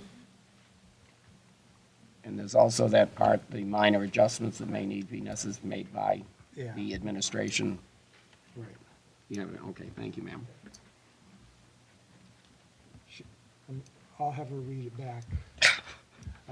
When we But for vote. brevity purposes, the essence of your motion is to move the start time for the high school, middle high school. Middle high school. To 8:30. All right. So, discussion in regard to that. Well, I'll start, if I may. I'm looking for someone to start. Yeah, I'll go ahead. I waited the cursory 13 seconds and nobody talked. So I didn't speak up at the last meeting about what my thoughts were, because I'm still at that same situation as the last meeting, and I really don't think I've fully made up my mind with this. And the reason I haven't is I'm supportive of the medical literature. I read a whole bunch of things today to try to figure out and try to be as open as possible about the pros and the cons of changing the high school start time. And I think it's the right thing to do. My issue is that I'm concerned about the other group of individuals in the district, and that's the Quashnet and the Casey Coombs folks. For me, the 7:30 start time is just a no-brainer. It's a non-starter for me. And people have mentioned it before, and I just can't see I couldn't see my daughter out in dark in the wintertime at 6:30 in the morning waiting for a bus or any other thing they had to do with that early time. And it even goes to the part about getting out of school that early as well. I think is it 2 o'clock? Mm-hmm. At 2 o'clock. There are some advantages to the early start time, though, admittedly, and the fact is that there's very minimal transition between home and school. And that segues into my biggest concern about the later start times. And again, I'm concentrating on the younger kids because I don't have an issue with the older kids. If I look at the 9 o'clock hour, I picture, and again, I'm picturing it through the lens of my daughter, and probably plenty of kids. I know some kids are late sleepers. My daughter's not, so she gets up early. So if school doesn't start until 9 o'clock, there's a pretty good chunk of time where she's not academically engaged. I don't know what she'll do at that time. I haven't really thought about that, but I can picture some children are going to be on iPads, they're going to be on gaming consoles, they're going to be watching something on television, and that's going to go for anywhere between 2 and 3 hours. Then they're going to get to school at 9 o'clock. And I have an additional concern. Now they're already kind of, I don't know, brain melded from all the sitting around they did in the morning. And now we start into the academic portion of the day. And really, how long is the academic portion of the day in the morning? We're not changing lunch, correct? Well, no, the daily schedule at both situations would change. We've talked about separating recess from lunch so that there would be an afternoon break. So the day itself would be something developed by the administrative Right. team. And I know there's some stuff we need to talk about for that. But, my concern is that we've basically taken, a little bit over an hour of the morning away. And we don't know the schedule yet, but there's a potential that the majority of the academic, rigor would be in the afternoon when the kids are less receptive to the academics. And so that's me. So I understand where George is getting with, and I can't answer the question yes or no about the high school start times because of the way Mashpee is built. We are unable to start all the schools at the same time because we're limited on the number of buses we have and academic. We can't turn around and go buy 10. How many will we need? 10 more buses in order to start up at the same time. So for me, it's not an easy answer. I want to say yes to the high school, but there's also 2 other schools attached to that answer. So that's my 2 cents for what I feel like. Chris? So, kind of piggyback off of Jeff, because in a lot of ways, we both agree. I do agree that I was on the committee that did all the research and looking into the medical reasons, and I wholeheartedly agree with it. If we could do everything at the same time, that's why when George had made that motion, I asked that question because I would love to see the high school start at the proposed time. I have a lot of concerns about either the earlier or later start time for a little bit different reasons. I do agree with all those reasons. My main reasons are a little different in the fact that here on the Cape, especially in Mashpee, we have a different demographic than a lot of these other areas that are changing start times and potentially making it work. We have a large number of free and reduced lunch families around here. A lot of those are working either single parents, 2 jobs to support a family, having the child go to work to support the family. On the Cape, we don't have a lot of jobs right down the street that are, good paying career jobs. A lot of people are commuting off Cape. A lot of people are working in industries that start at 6, 7 in the morning. If you have a child that's going to school at 9 in the morning, what do you do? Especially if you're a single parent, what do you do? If you're, even dual working parents. And that's a big concern to me. I've been going back and forth about this. I've had a couple conversations just today that I've been torn on it. I really, just like Jeff had said, I really want to see this happen for the high school, but I really can't support something that would potentially put people in a terrible financial situation, even if it's a very small number of people. It's not fair, and it's not a testament to the administration that they're doing a fantastic job. It's their job to look out for the children and the education, and that's what this is set out to do, and it would do a great job doing that. I believe at the school committee level, we need to focus a little more broadly and look at the impact on the entire community. So as a school committee member, I really like the idea. It's really difficult for me to support something that would potentially financially impact, if not devastate, some families. So that's kind of where I stand on that. Okay. Point of information, we're at over 40% free and reduced lunch right now, right? No, 28%. Yeah, 28. under 30. Where am I getting the 40 from? I'm not sure. I thought we were My at terrible 40. memory. Both Noted. combined. High Noted. needs is a different High needs is category. not You might be looking at that, which is a combination of many Economically things. disadvantaged, we're at 28%. I'm talking about from the food service report. I'm talking about from the DESI. No, I'm talking about Yeah, from the the- food service Free and report, the reduced number of lunch. percentage That's we where have they free get and that reduced number. lunch. The 40%? It's 40-some percent, I thought. Yeah. Hey, it's okay. It may be that We'll look some it of up. that, some Yeah. of the kids who get free and reduced are foster or adopted. There are lots of other reasons you can be eligible for free and reduced that do not make you economically disadvantaged. So the economically disadvantaged number is 28%. Okay, understood. Okay, Okay. which is still significant. Oh, certainly. And can I just add one thing? Yeah, go ahead. And I know that in the packet, which is posted on the website as well, we did provide you with information about every other district around us. And there's very few, if any, except for Monomoy that just recently flipped and Nauset. But every other pre-K up to definitely 3 all starts at 9 or later. And they have similar demographics to us. Just pointing that out. Yeah. Yeah, the I sheet did. that's I in- did see the okay. sheet, and I guess part of my point with that too is a lot of the, especially the districts around us, have been that way. I know a couple have changed, but most of them have been that way for quite a while. So lives have kind of started that way. They didn't have to change. Like if somebody told me, even giving me a year lead, hey, you're going to have to figure out or get a new job or do something that you're going to have to make up for that hour and a half. Even myself, who I consider myself to have a very good career, I wouldn't be able to do that. So to ask somebody that, maybe is struggling in the workforce, I mean, we just came out of a recession not, a couple of years ago. So to ask somebody to do that, you see what I'm saying with that? That's a really difficult thing for me to swallow. And, sitting in this seat, I'd really love to see it happen, but I think without being able to get those kids off at the same time, if we could just change the high school without changing the elementary school, I'd be all about it without question. But that's just not feasible with our budget. So I'll give somebody else an opportunity. I had one more really quick question, if I may. And the actual time that it's changing for the elementary and for Casey Coombs and Quashnet going to the later start time is what? So for Quashnet, it would be from 8:15 to a 9:05, so 50-minute change. And currently, Coombs starts at 8:20, and we're gonna split the buses, arrival and dismissal, so their gap would probably be 10 minutes less because it's 5 minutes less. So They're like 45 minutes for change. KCC. Thank you. George, you have anything before I ask Nicole? I have to go, what is the best for the education of the child? And on the motion that's on the floor, definitely the latest start time is the better choice. Okay. Pretty straightforward. That's me. Mr. I could Brevity. expound. Exactly. Way to go, Mr. Brevity. All right. I'm Nicole? all in favor of short meetings. Say aye. Yeah, that's true.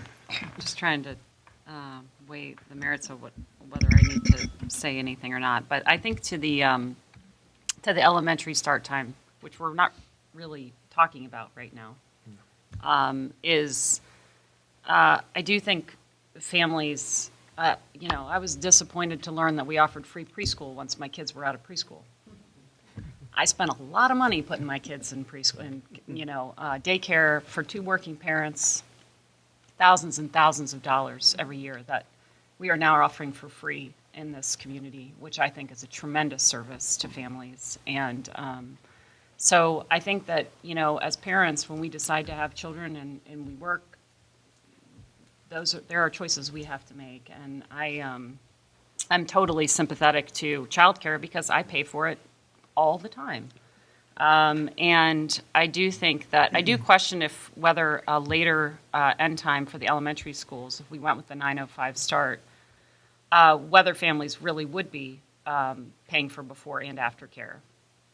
I talked to the recreation department, and, there's a high expectation that the kids that we have in aftercare now might be shifting to before care. I think we have 23 kids enrolled right now, evenly split between the two elementary schools and before care right now, because buses pick up between 7 and 7:30. So, but in the afternoons we we're at capacity, 39 kids in each location, serving about 85 families.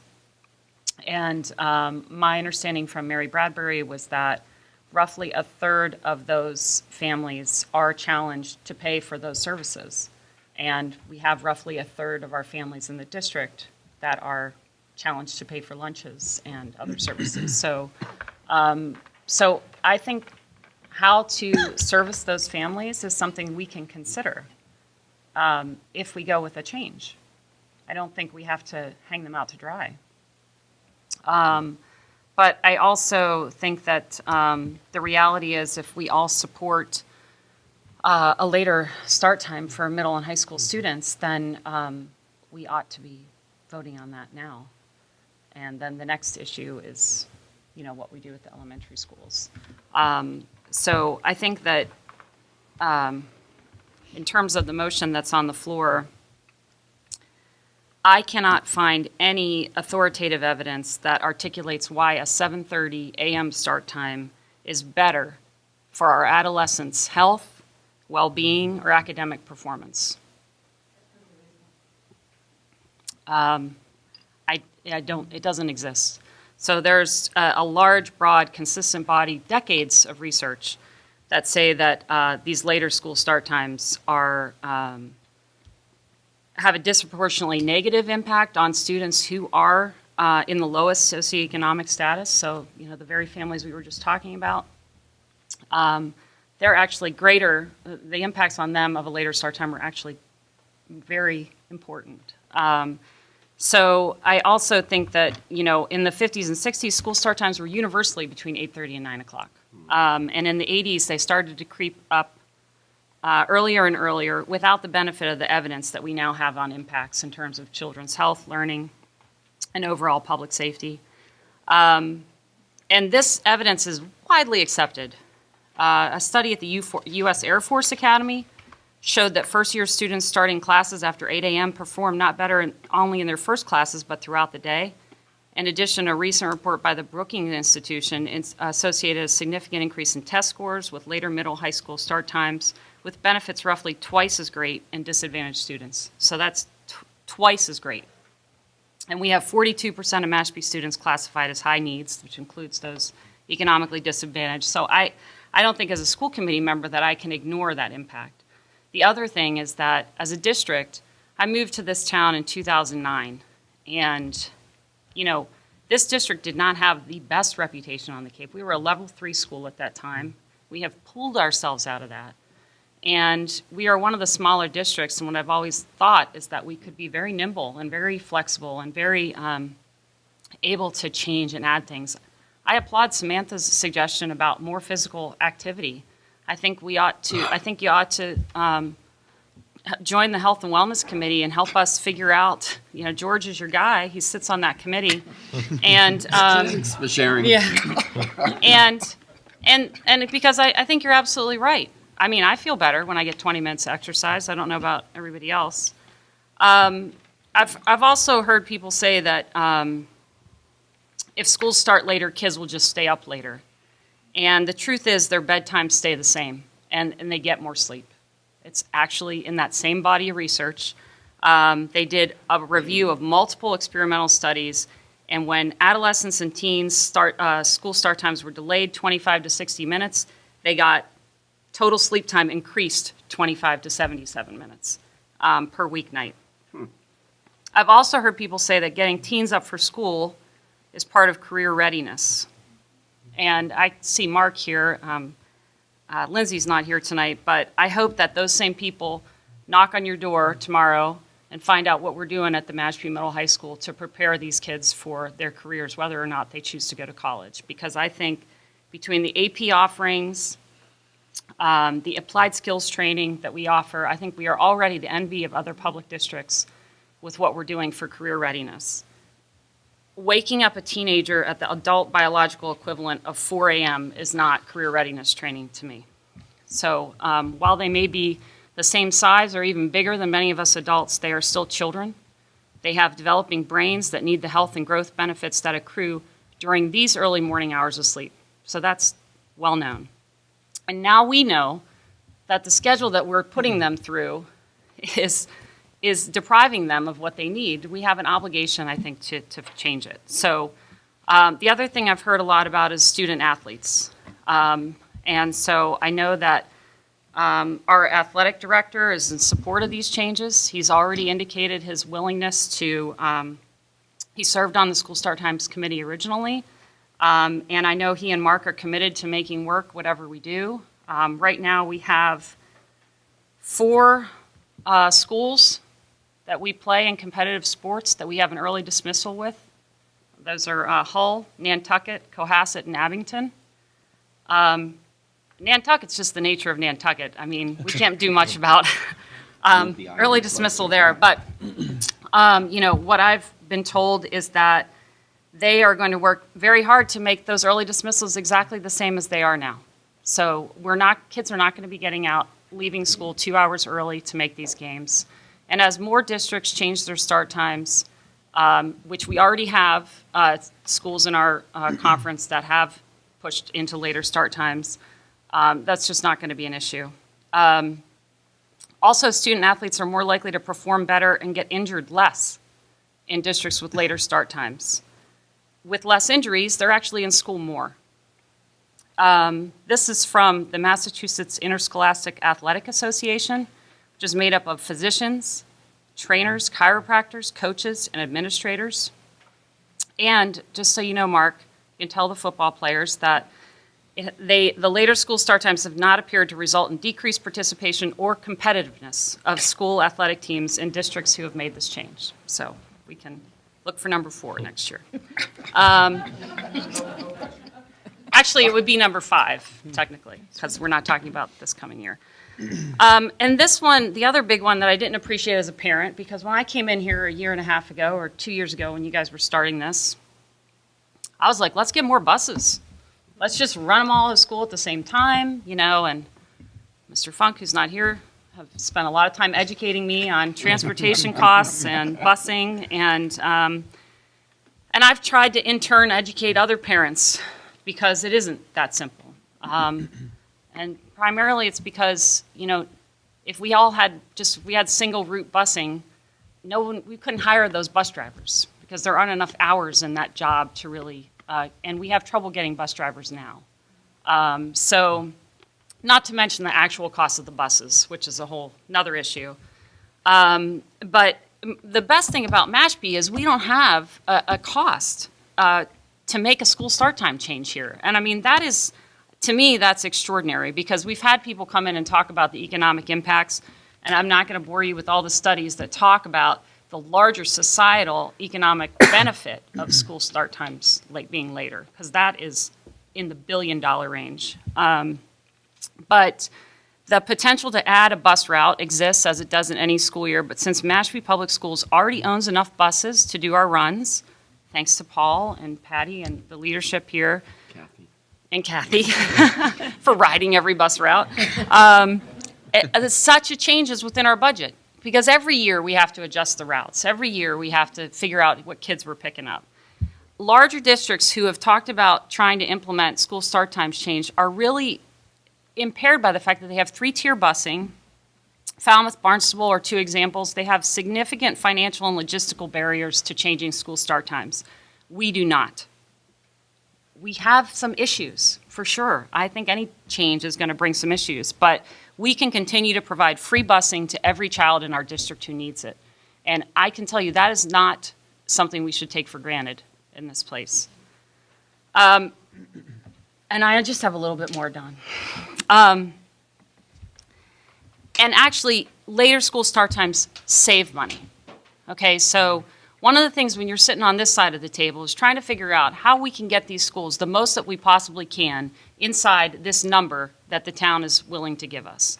And we had the state senator here earlier trying to tell us how he's going to get more money and get us, you know, the foundation budget, the budget that we are entitled to as taxpayers and parents in the state of Massachusetts that is dramatically underfunded.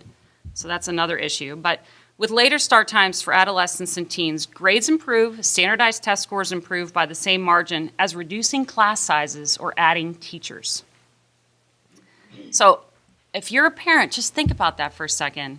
We get the same benefit of adding more teachers, and we can't do that. Right now, we're in a level service environment. We cannot add more teachers. So I would be negligent in my duty as a school committee member if I didn't look at something that allowed us to achieve the same benefits as adding staff when we can't add staff. So it doesn't cost us a penny, and we get to make an investment that's going to increase academic achievement. I think that's kind of a win-win. Obviously, people have talked about how attendance goes up, graduation rates go up, and the risk of obesity, type 2 diabetes, substance use, depression, all are increased with earlier start times. Not to mention cognitive performance, memory, time management. We have a little sample of this right now. Last year, the Mashpee Middle High School instituted a homeroom So these kids are actually have a 10-minute little window before they start class that they've not had before. And I grew up with homerooms, so I wasn't aware that we didn't have one until we started one. But we, and even, anecdotally, they've already seen that even with that 10-minute break between when they come in and when they're starting classes, that they're even just that much more alert and ready to learn. And so I can only assume and imagine that the benefits of an 8:30 start time are just going to be all that more dramatic. So I think that we are here in Mashpee fortunate to be so unique. I think we have great size to do something like this. I think we have a great tight-knit community. We're going to help as many families as we can deal with this change. But the reality is the vast majority of people with kids in the Mashpee Middle High School right now want to see that change. And the existing schedule is hard for just as many families as the new schedule will be. So that's a trade-off that we have to think about. I also heard people say, that we want to help all kids. Well, all kids are going to be adolescents. They might not be adolescents right now, but they will be. And so by doing this, we help the kids that are currently adolescents, and we help all the kids in our elementary schools because they're never going to have that earlier start time. And then my final point is just to say that science has long guided policy in this country. I work for a scientific agency, kind of a fan, but just to illustrate, I didn't drive my kid around in a car seat for 8 years because I wanted to spend money on 5 different size car seats, or that I wanted to buy a bigger car so that I could carry both of my kids in the back at the same time. I did that because it's better for them. It keeps them safe. It's what I need to do as a parent, if that's my concern, is raising healthy children. When we found out that seatbelts saved lives, it became the law of the land. They're mandatory. When we found out that secondhand smoke was probably causing cancer, we banned smoking from restaurants and many public spaces. So our experience as children and the way we learned is not irrelevant. It's the history that frames today. But what our kids are living through now, they are a living experiment right now. Everything that is going on with them has never happened before. It's brand new. All the things that they're being confronted with are, it's unprecedented, really. And I think that if we can do this one thing, they get one shot at being teenagers. We know that this will help them. So I think we have an obligation to change it. So with that, I'll take any questions. Well done. I believe. Do you have anything, or can I? I will defer to you. Go ahead. I'll make Don's not going to get to talk. Close the I'll make door. a brief rush. Well, I just wanted to, the first thing you said, I just wanted to obviously just respond to that, because, again, we are talking about just the high school late start, and that right now is on the table. But they kind of go hand in hand, so if we could just vote on that and forget about everything that's happening with the other schools, then great, but that's unfortunately not the case. If we go ahead and pass this, then we have to pick one of the times for the younger grades. So that's why I'm bringing it up in the conversation. And, and like I said, I agree with all of the study stuff. So all the stuff you have there is great. On the opposite side of that, though, in my research, and admittedly I didn't bring any with me because I'm not going to argue that point, but there is also studies of schools that did change and didn't see any change or any kind of measurable change. And then there are other schools that are in different demographics, different locations. So a lot of them that did see the biggest benefits were in or near the bigger cities, where there are maybe more jobs, or there's different diversity, or different things. There's a lot that plays into it. I also read some studies that talked about, when people say, well, we didn't have to deal with this when we were younger. You're right, things have changed. And one of the studies that I read was talking about how, as we move on in time, there's more pressures put on kids, especially in the education department, on getting into those good schools, taking more AP classes, doing more sports. And I think that's something we can look at as a district as well. Actually, as an education system as well in this country, is how to attack that and maybe change that mindset a little bit. So there are things I think we could also look at. But again, getting back to my original point, it's not, for me, it's not really about what's best for just the high school. If we could do the high school without impacting all the other things I had talked about, it'd be a no-brainer for me, no question. I just can't seem to get over that hurdle. It's something that, you know, granted, yes, there are people that are being impacted now, but again, it's been this way for so many years that it's become life. And I'm definitely not a person that's afraid of change or encourages people to be afraid of change. Change is good.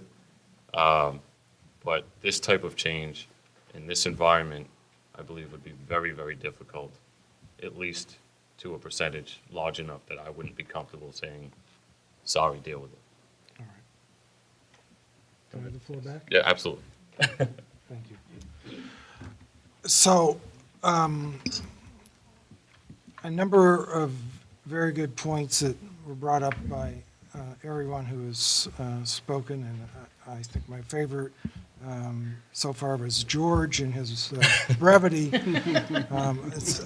Thank you, Don. I'm glad I'm sitting down. Yeah. John talking about brevity. I know. I know. Unfortunately, it's not a skill that I have mastered, as this committee is well aware, and I will try to be brief and try to articulate, hopefully, my thoughts on this. Yeah, similar to Chris, I participated on the working group that looked at the research, looked in detail at the impact of changing the start times. You know, and I think as this has been discussed, there's no questioning the health benefits that has been proven that this could provide. I think that, as with anything, you know, people don't like change. You know, and I despise hearing over and over again, well, that's the way it's always been done. And if it was the way it was always been done, Nicole, you wouldn't have been envious that we have free preschool here, because that wasn't how it was done. We had the backbone as a committee to change it and, you know, do something revolutionary here on the Cape at least. And now, guess what? Other districts are looking at it and saying, you know what, that makes sense. And you know what? Now the state looks at that and says, you know what, that makes sense. And so, you know, every once in a great while, we have a great idea or a good idea, and we have the zeal to be able to put that into place. You know, I don't see this as being a no-impact decision. There's going to be people that are going to be happy. There are going to be people that are going to be sad. But that's why this committee is here, to make those tough decisions and to explain, as you've all articulated, you know, your rationale for why you either support or don't support or want to do whatever. And I think that's part of our great democracy, that we look at the issues, we debate them, and then we make what we think to be the best decisions, and we move forward here. I look at the way we are organized here in Mashpee as far as our schools. We have a middle high school, as I keep forgetting the middle part of it. We're talking 14-year-olds. So 14-year-olds that have to get up and be at school for 7:20. That's quite a change from when they were over here just 1 year prior as sixth graders, as 13-year-olds, and they didn't have to be here until 8 o'clock. Now, I'm not going to debate the empirical evidence. I'm going to use the anecdotal evidence that I see every morning in my household as a measuring stick. And when my kids were in Casey Coombs, and they're both now in Quashnet, Casey Coombs, they were excited to get up, and they would get up early, and that wasn't a big issue. Well, now that they've gotten to this school, and as they get older and start getting into that preteen, or whatever it's called nowadays, they fully adopt that, they should be sleeping in their world as long as humanly possible, unless it's the weekend, and then there might be some modification to that thought process. But during the week, they strive for every second that they can get. And I don't want to rush, similar to Nicole, I do not want to rush their experiences. I think it goes too darn quick as it is. And then the reality of the working world, which is just not a sane world out there anymore anyway. We think we have sleep deprivation for our students. We have it even worse for our parents. And they're the ones that are out there driving the car at 5:30 and 6 o'clock in the morning, and they scare me to death at times. But there's a difference. That's a willing decision that people make.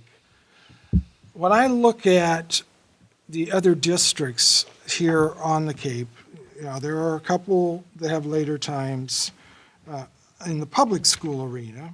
It's interesting that Sturgis, which is the highest performing school district by far, could choose any time to start. And what time do they choose? 8:20. Why do you think they did that? What do they know that we don't know? I put that out as a rhetorical question. Similar to, I believe it was Nicole who talked to Mary Bradbury, we have, as she said, 23 kids, 9 in Casey Coombs, 14 here in the Quashnet, who take advantage of their early morning programs. That's 23 out of 800, roughly. And then in the afternoon, I think you said 85? 85 families, but I think 78 children. 78 children. So roughly 80. So 80 out of 800 take advantage of the afternoon programs that the rec department puts on. And one of her concerns was, if you change the high school time, I have some of those kids who are working for me. How will that impact them? Well, as long as they're out before the younger kids, it really doesn't change it, other than, and I think, Chris, you made the point in regard to those individuals who either choose or have to, for economic reasons, work. And that is a no-win situation. There are economic assistance programs that are out there that Mary told me about, that people can apply in the same auspices as what happens today for our free and reduced lunch programs. So there is assistance that is out there if individuals need it, whether they need it today or in the future. There are those programs out there, and more likely than not, it's a lack of knowledge that these things exist and people are being informed adequately for this. Nicole talked about the impact on the athletic programs. Yeah, we have a handful of schools that there's no way around it, are going to continue to be challenges. But it's also going to be a challenge for those schools if we were to not start our games until later, at least the early games until later. But in talking with other districts around the country who had made these changes, what I repeatedly heard was there was a lot of concern up front that the sky was going to fall. And when it actually came down to it, there wasn't a whole lot of fallout as a result of it. And people quickly, it became a non-issue for them. And I take that back to change. We don't like to change, but once we do change, and I think Nicole cited a number of things, people adapt to that. That's one of the nice things about being a human being. We do have that capacity to be able to change. And so I think our job as a school committee is to look at the totality of what is best for the student. I look at what other districts are doing and concerns that have been raised in regard to the younger grades, and I see that their start times are later than our start times. So how does that work? And parents seem to make it, and we seem to be the odd district when it comes to that. So I guess I'm confident that if we made a change, we provide 15 months of advance notice, or actually I think 16 months of advance notice, that people will adapt to what the situation is. I think that in a pure and perfect world, if we had enough buses, or maybe we don't have busing, if you're in high school, you get to school, and we'll concentrate on having the buses for the young ones. That's one option. That would do it. I don't think anyone would like that one any better than having the kids wait at the bus stop at 7 o'clock or in the morning. And I'm not in favor of having young kids out there at 7 o'clock in the morning any more than I'm in favor of having the high school kids out there at 6:30 in the pitch dark waiting for the bus to come. So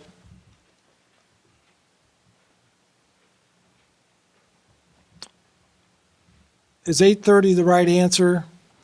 I guess I will put it back to the superintendent, because my memory is faded on this. But the committee decided that a 1 hour change, in essence, was the magic number. The school start time committee, when they were doing their research, that was the optimum time that most of the research seemed to support, was an 8:30 start time. Not necessarily an hour change, because that's just from where we were, but the 8:30 start time, Okay. which is how we landed on that, based on the research. So that's an hour and 10-minute difference from where we are today. No, the day starts at 7:30 at the high school. I thought we were, okay. Yeah.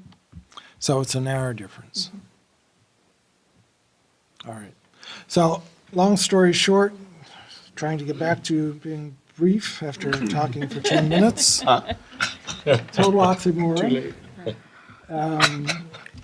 Yeah, I am supportive of changing the high school start time.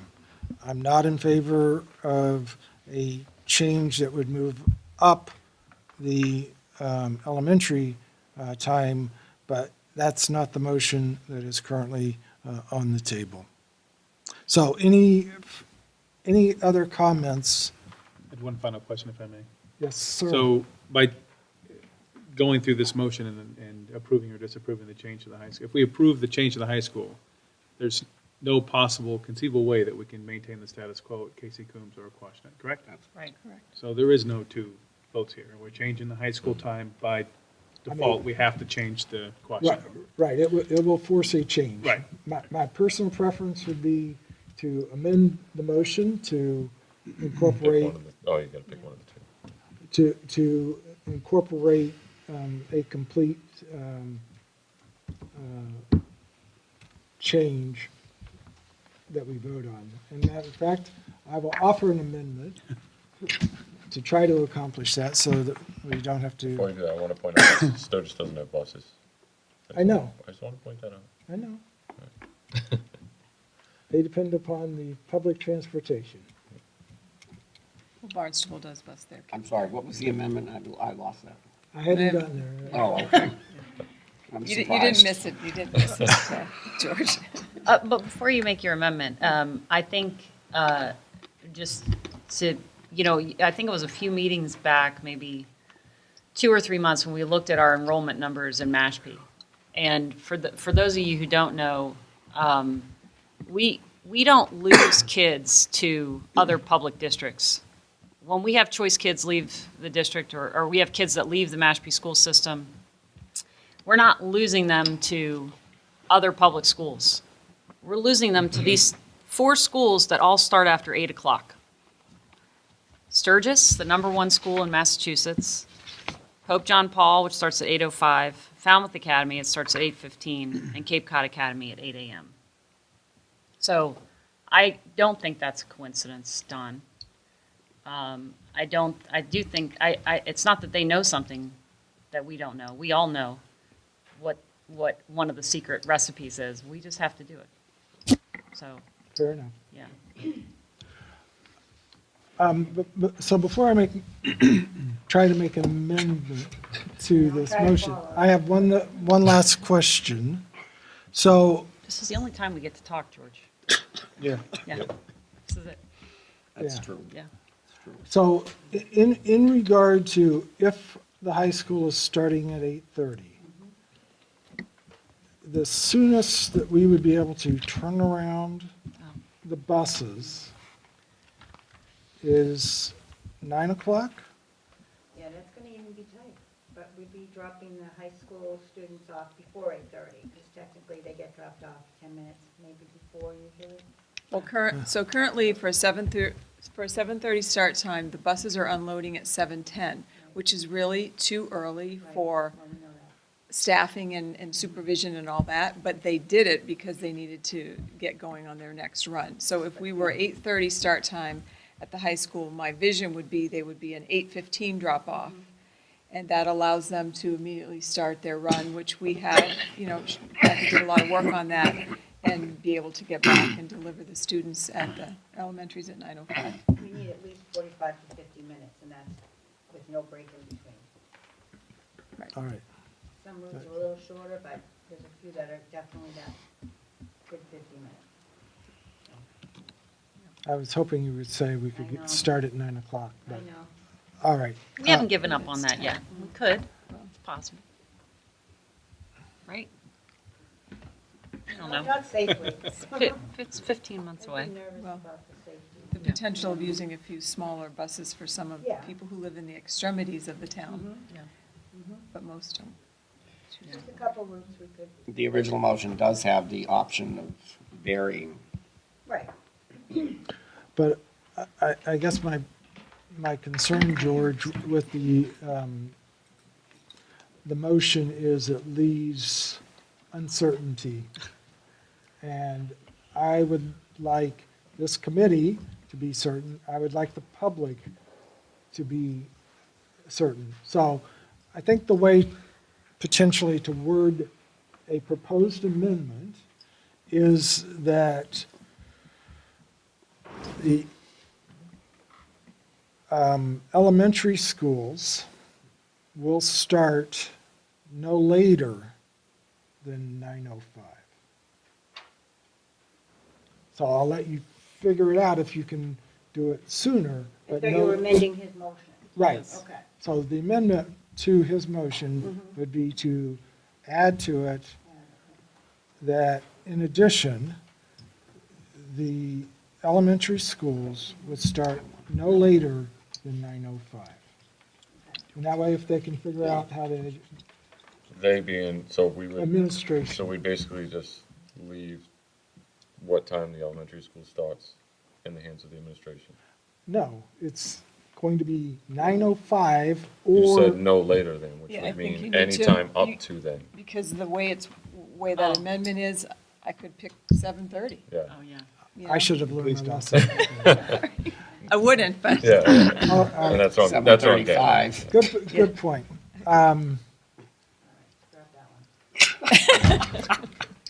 I guess it'd be 9:05 then. I think if you worded it at the 9:05, and then if there were any small, minor, So- adjustments based so- on Kathy's fabulous bus planning.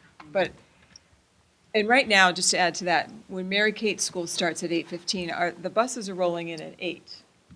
So there's wiggle room. It's doable. Which is doable. A 9 o'clock or? At 9:05. A 9:05. Yeah, 9:05 is doable, with an 8:30 and 9:05 elementary, yes, All right. that we can do.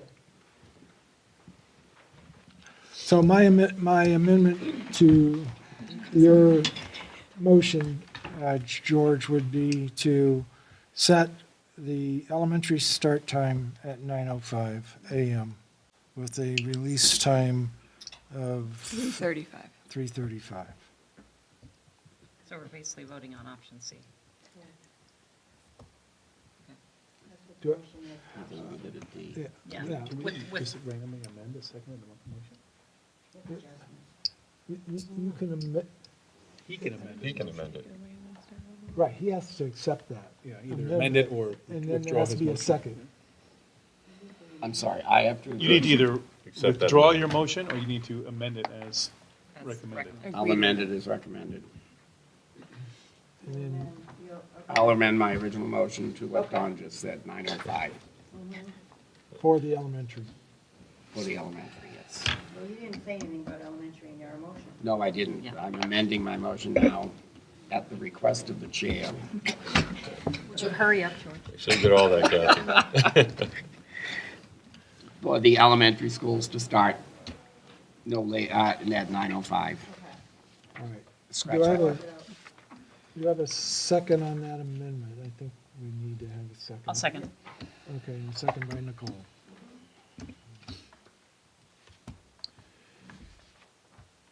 Any further discussion? And this would be effective for FY 20, correct? I just request that this doesn't, the discussion, if this goes through, doesn't wither on the vine. I mean, we have a lot of stuff to figure out between now and fiscal year 19 about how we're going to implement this, right? Yeah, it won't wither on the vine. I mean, things. It'll blossom. Yeah, there you go. Can it blossom publicly so that I hear about it? You will absolutely hear about it. Yeah, exactly. Yeah. Chris, I don't know. anything else? I think I beat it enough, I think, Writing is on the wall, my friend. yeah. All right. Hearing no further discussion, we, Mine. no. George, I was did you just wanna say wondering how something? Nauset got away with that 7 o'clock start time. It's 7:45. 7:45? For their elementary. For their elementary, I thought it was 7. Okay, I withdraw my I don't question. think so. It's 7:45. Sorry. Nauset doesn't get snow. Well, they're They further always get east, the so it rain. gets lighter out there quicker. The rain, yeah. Which is the other one. Maybe they have more money. Thank you. All right. So, Move the question. yeah, do you want to read back the motion and the amendment? Not really. Just go with option C. Okay, so George made a motion to amend his first motion to include, to add, in addition to his first motion, to add the elementary start time at 9:05. And it was seconded by Chris, pretty much. So, Me. Nicole. I'm sorry, I have that. So, I do have it. so start time 9:05, end time of 3:35. Correct, yeah, I'll put all that in there. All right.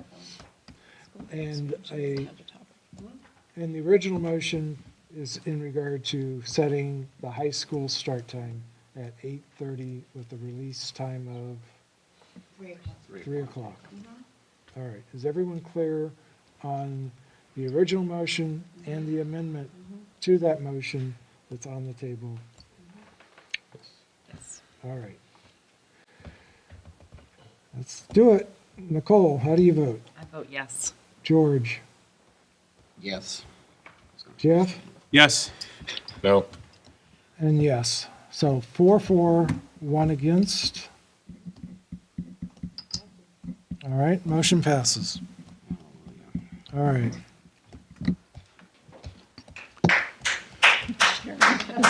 Thank you. Thank you. I thank you, my children thank you, and every child. Let's, It was nothing. let's, Thank you, Sharon. let's see if we can, move forward here. I'm very excited. A vote on school choice, it's in your packet, page 50. Thumbs up. Hey. Two thumbs up. Oh, do we? Oh, okay. Very happy to see the 2 kindergarten seats. Yes, that's the change from, Yeah. I will make the plaques up next week. so basically, it's the same chart as we had in the last packet. We have added 2 seats at kindergarten.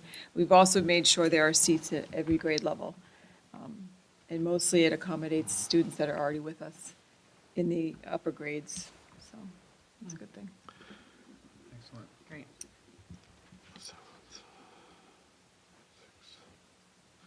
All right, I move to approve the school choice seats for fiscal year 19. A second. any discussion? Hearing none. Nicole? Yes. Yes. Yes. Yes. And yes, approved unanimously. Moving on to superintendent report with brevity. I'm going to speed date here. You all have the article that's going to appear in Friday's Mashpee Enterprise, so that's pretty thorough. I do want to read one. I want to read the email that I sent to our staff this week because it is Teacher Appreciation Week, and I want the public to know how much I appreciate them. So this is, Dear Member of Team Mashpee. The Mashpee Public Schools is a very special place in which to work and to learn because of our students and because of you. I am so grateful for the opportunity I've been given to positively impact the lives of our students. Each of us, through our words and actions, is a contributor to and an influencer on a brighter future for each of our students. Teacher Appreciation Week provides an opportunity to recognize and celebrate you for your tremendous commitment to teaching, developing, and preparing our children to become the future leaders of our community.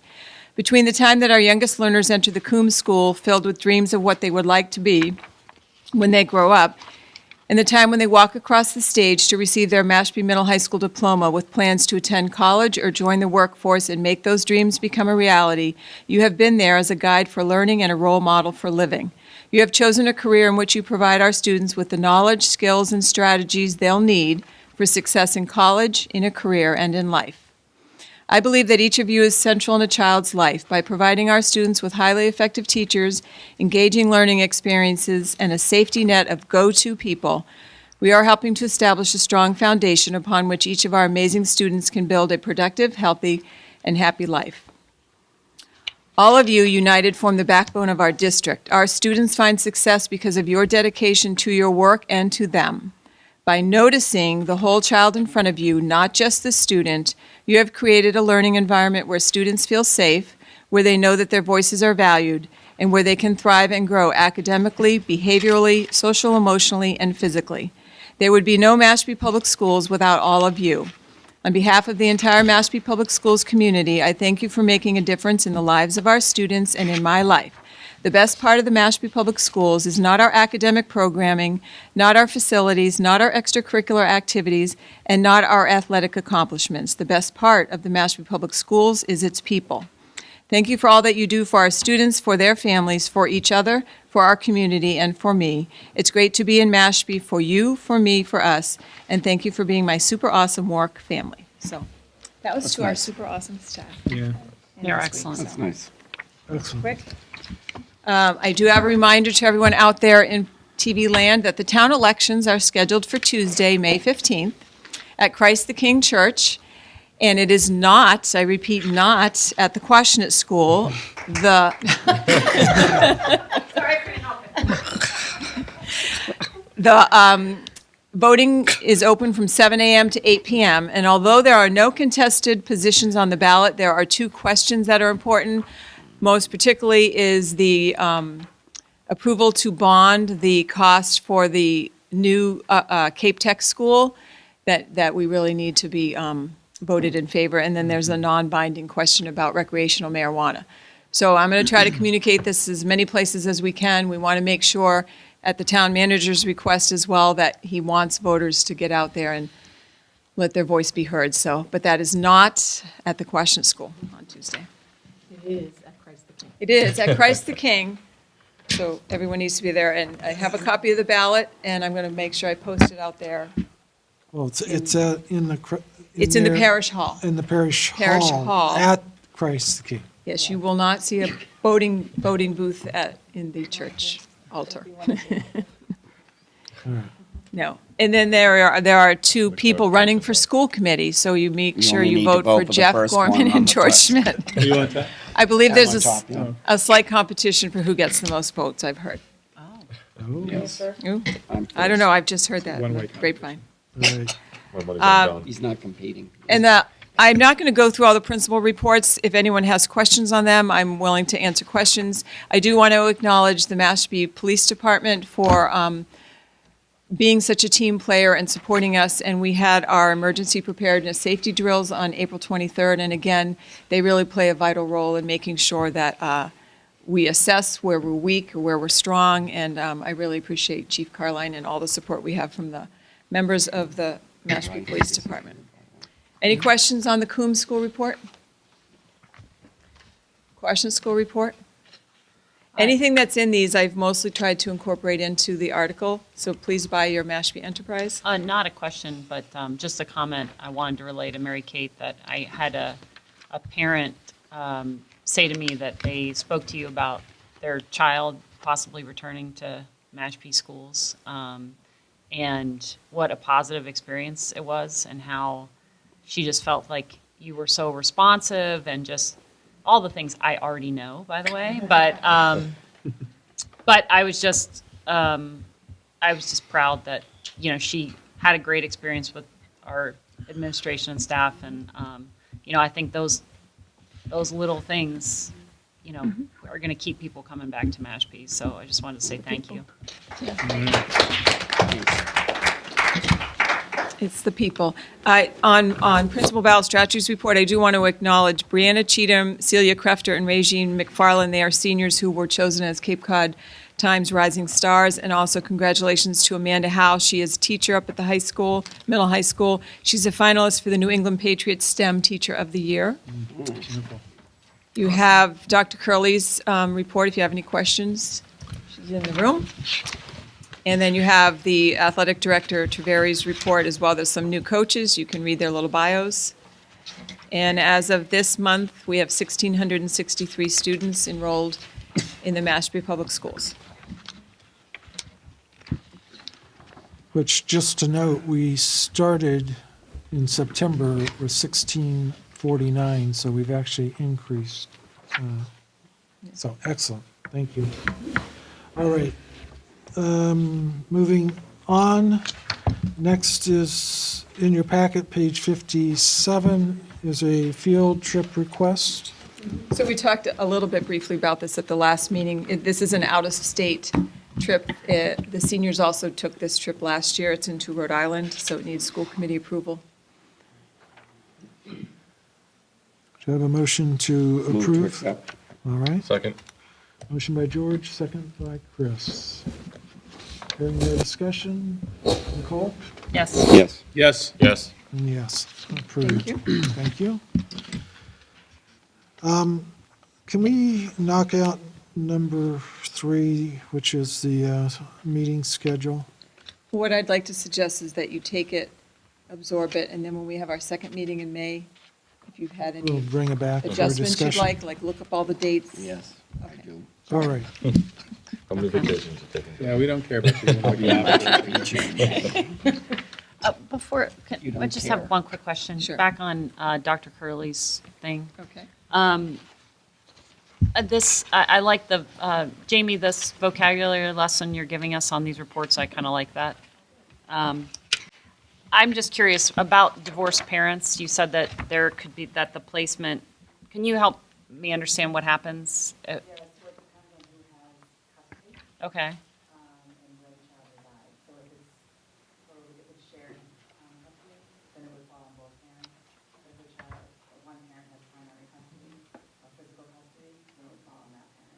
So, but what's the district's fiscal responsibility in those situations? So that would be, so like, if I lived in Mashpee and my husband lived in Sandwich and we were divorced, and I had sole physical custody of my kids. Then it's Mashpee. That's Mashpee. Yeah. But if it's shared Or if it custody, was shared physical custody, it would split between the two towns. oh, they do split it. Okay. For All out right. of district. For out of district. Right, okay. I just wanted clarification. Thank It's you. interesting. So just a quick question, is it because of the construction that Yes. we wouldn't be able Yes, you to cannot. meet here? Are you sure? It might be fun, kind of fun. If we can't work here during the summer, we're not Yeah. meeting here. Every borough Because here trust me, gets we hard would hat. prefer to Kind work of here. fun. Can I borrow your hard hat if we- And you know, if you want to think about it between now and then, maybe you want to have it at the library, whatever. Effective when? When are we kicked out of this? June 21st. You're alive. Location. So, I still think a tent outside would be Yeah. fantastic in the summertime, but anyway. but right now, we're scheduled to meet in the auditorium at the high school? Well, this is next year's schedule starting in July. Right, Oh, but Well- over the summer, so we're on the stage or something? it's Yeah. We used happened, to be it's there. happened before. Yeah, It's a we're- rather strange feeling. Strange. Why don't we ask the tribe if we can use their place? We could do that in June or earlier. I The don't know. library is not a bad spot. The public library? Yeah. Yeah, no, that Public would We be, did a Library's retreat nice. there once, it wasn't bad. That room. It's nice. Yeah, Yeah, that it The was is. auditorium, AC. it's air conditioned. They've got a All good right. sound system. So this will come back at the Okay. next meeting. Yep. All So right. Take a look at it. Videographer, if that's the right word, is Bruce. The Oh, yeah, 'cause library, he would have to be there, so yeah. yeah. Library's good. All right. I may not be able to make the joint meeting. That's the intention. Convention, Bridgewater. convention. Oh,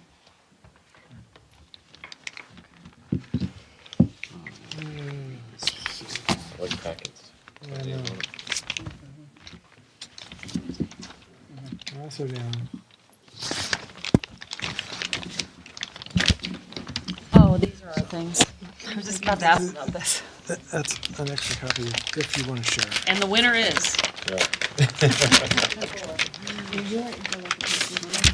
What? Yeah, there's no further. So if you want to leave, you may leave. maybe Or if you watch want to the Celtics. stay, you can stay. Do whatever you want. I want to leave. But just remember, it's going to be me probably speaking here for a little bit, so I would run when I get that opportunity. Leave. Yeah. Can I make a request? hey, before you guys go, since I won't get to talk to you after. I just want to say that probably one of the main reasons I could vote for a change in school start times is because of you guys. Because I know that if that's what's best for the kids, that you guys will make it work and figure out the best way to implement it. And that I just have so much confidence, especially after being on this committee for the last year, that you guys are going to just knock it out of the park. And I can't wait for our district to be the envy of every family and student on the Cape, because I think we're leaders now. We're leaders, and I'm just so happy that you guys are with us. So thank you. Can I clarify being the lone no vote on that? That does not mean I do not have faith in all of your ability. I think it might. No. That's funny. Good night. Good night. Good night. Thank you. All right, I want to thank all of the committee members for their input into the superintendent's FY18 summative evaluation. I have just handed out to you, and this is the first time you're seeing it, the combined evaluation. So this combined evaluation is based upon taking each of your responses to the various standards, compiling them, and then determining a arithmetic average. If you made comments in regard to any of the standards, those were copied verbatim into the consolidated statement or evaluation. I'm not going to, as is what I've done in the past, I'm not going to read through all of this. Hard as Joe is our only audience member left. hard as all of you really want to hear me read what you could, or talk about what you can read. But I do want to point out just a couple items. So overall, the school committee rated the superintendent's performance as being proficient. There were 3 or 4 standards. The standard in regard to instructional leadership was proficient. The standard in regard to management and operations was rated proficient. The standard in regard to family and community engagement was rated exemplary, and the standard in regard to professional culture was rated proficient. And each of the committee members has the underlying ratings on which that was based. So, as a change, I'm going to give each of you a chance to say anything you want in regard to the superintendent's performance. What's already written in here, she has been provided with. Presuming that there are no edits to what has been provided to you, I will be signing off and locking the evaluation into each point. So, Chris, since you're right next, any questions before we, yes? So how do we? Oh, well, so how do the overall ratings, how do they only add up to 3? Or aren't they additive? They're not additive down. Oh. This is what. No, I mean, I know they're not additive down, but it's like, how can you have? Because we all selected proficient for overall for that. Oh, okay, so And you have to. Yeah, you can't do like George wants, Proficient plus plus, and proficient minus. minus. Right, right. I see. Okay, got it. So this is based 100% on the choices that you made when you were going through the evaluation. Yeah. The only thing that I have done is arithmetically calculated the average for each individual element. Okay? Just coasting, aren't You you? don't want to do that mathematically? Arithmetic. I'm just asking. I'm just asking. I could, but that's a bigger word, and I can say that 100 times. Arithmetically, it makes you sound much smarter. Oh, yeah, that's so funny. Any other abuse that the Yeah. committee wants I get to worse as the night goes on, I apologize. dole out to the consolidator? Do we have any comments that that you would like to make that is not already expressed in the evaluation? And I will give Chris the floor. I'm going to keep it real brief because it's getting late, but, I mean, you obviously have the evaluation, you've seen what I evaluated you at. But I do want to reiterate the fact that, I mean, when we did hire you on, it was, the best decision that this district has made. That's true.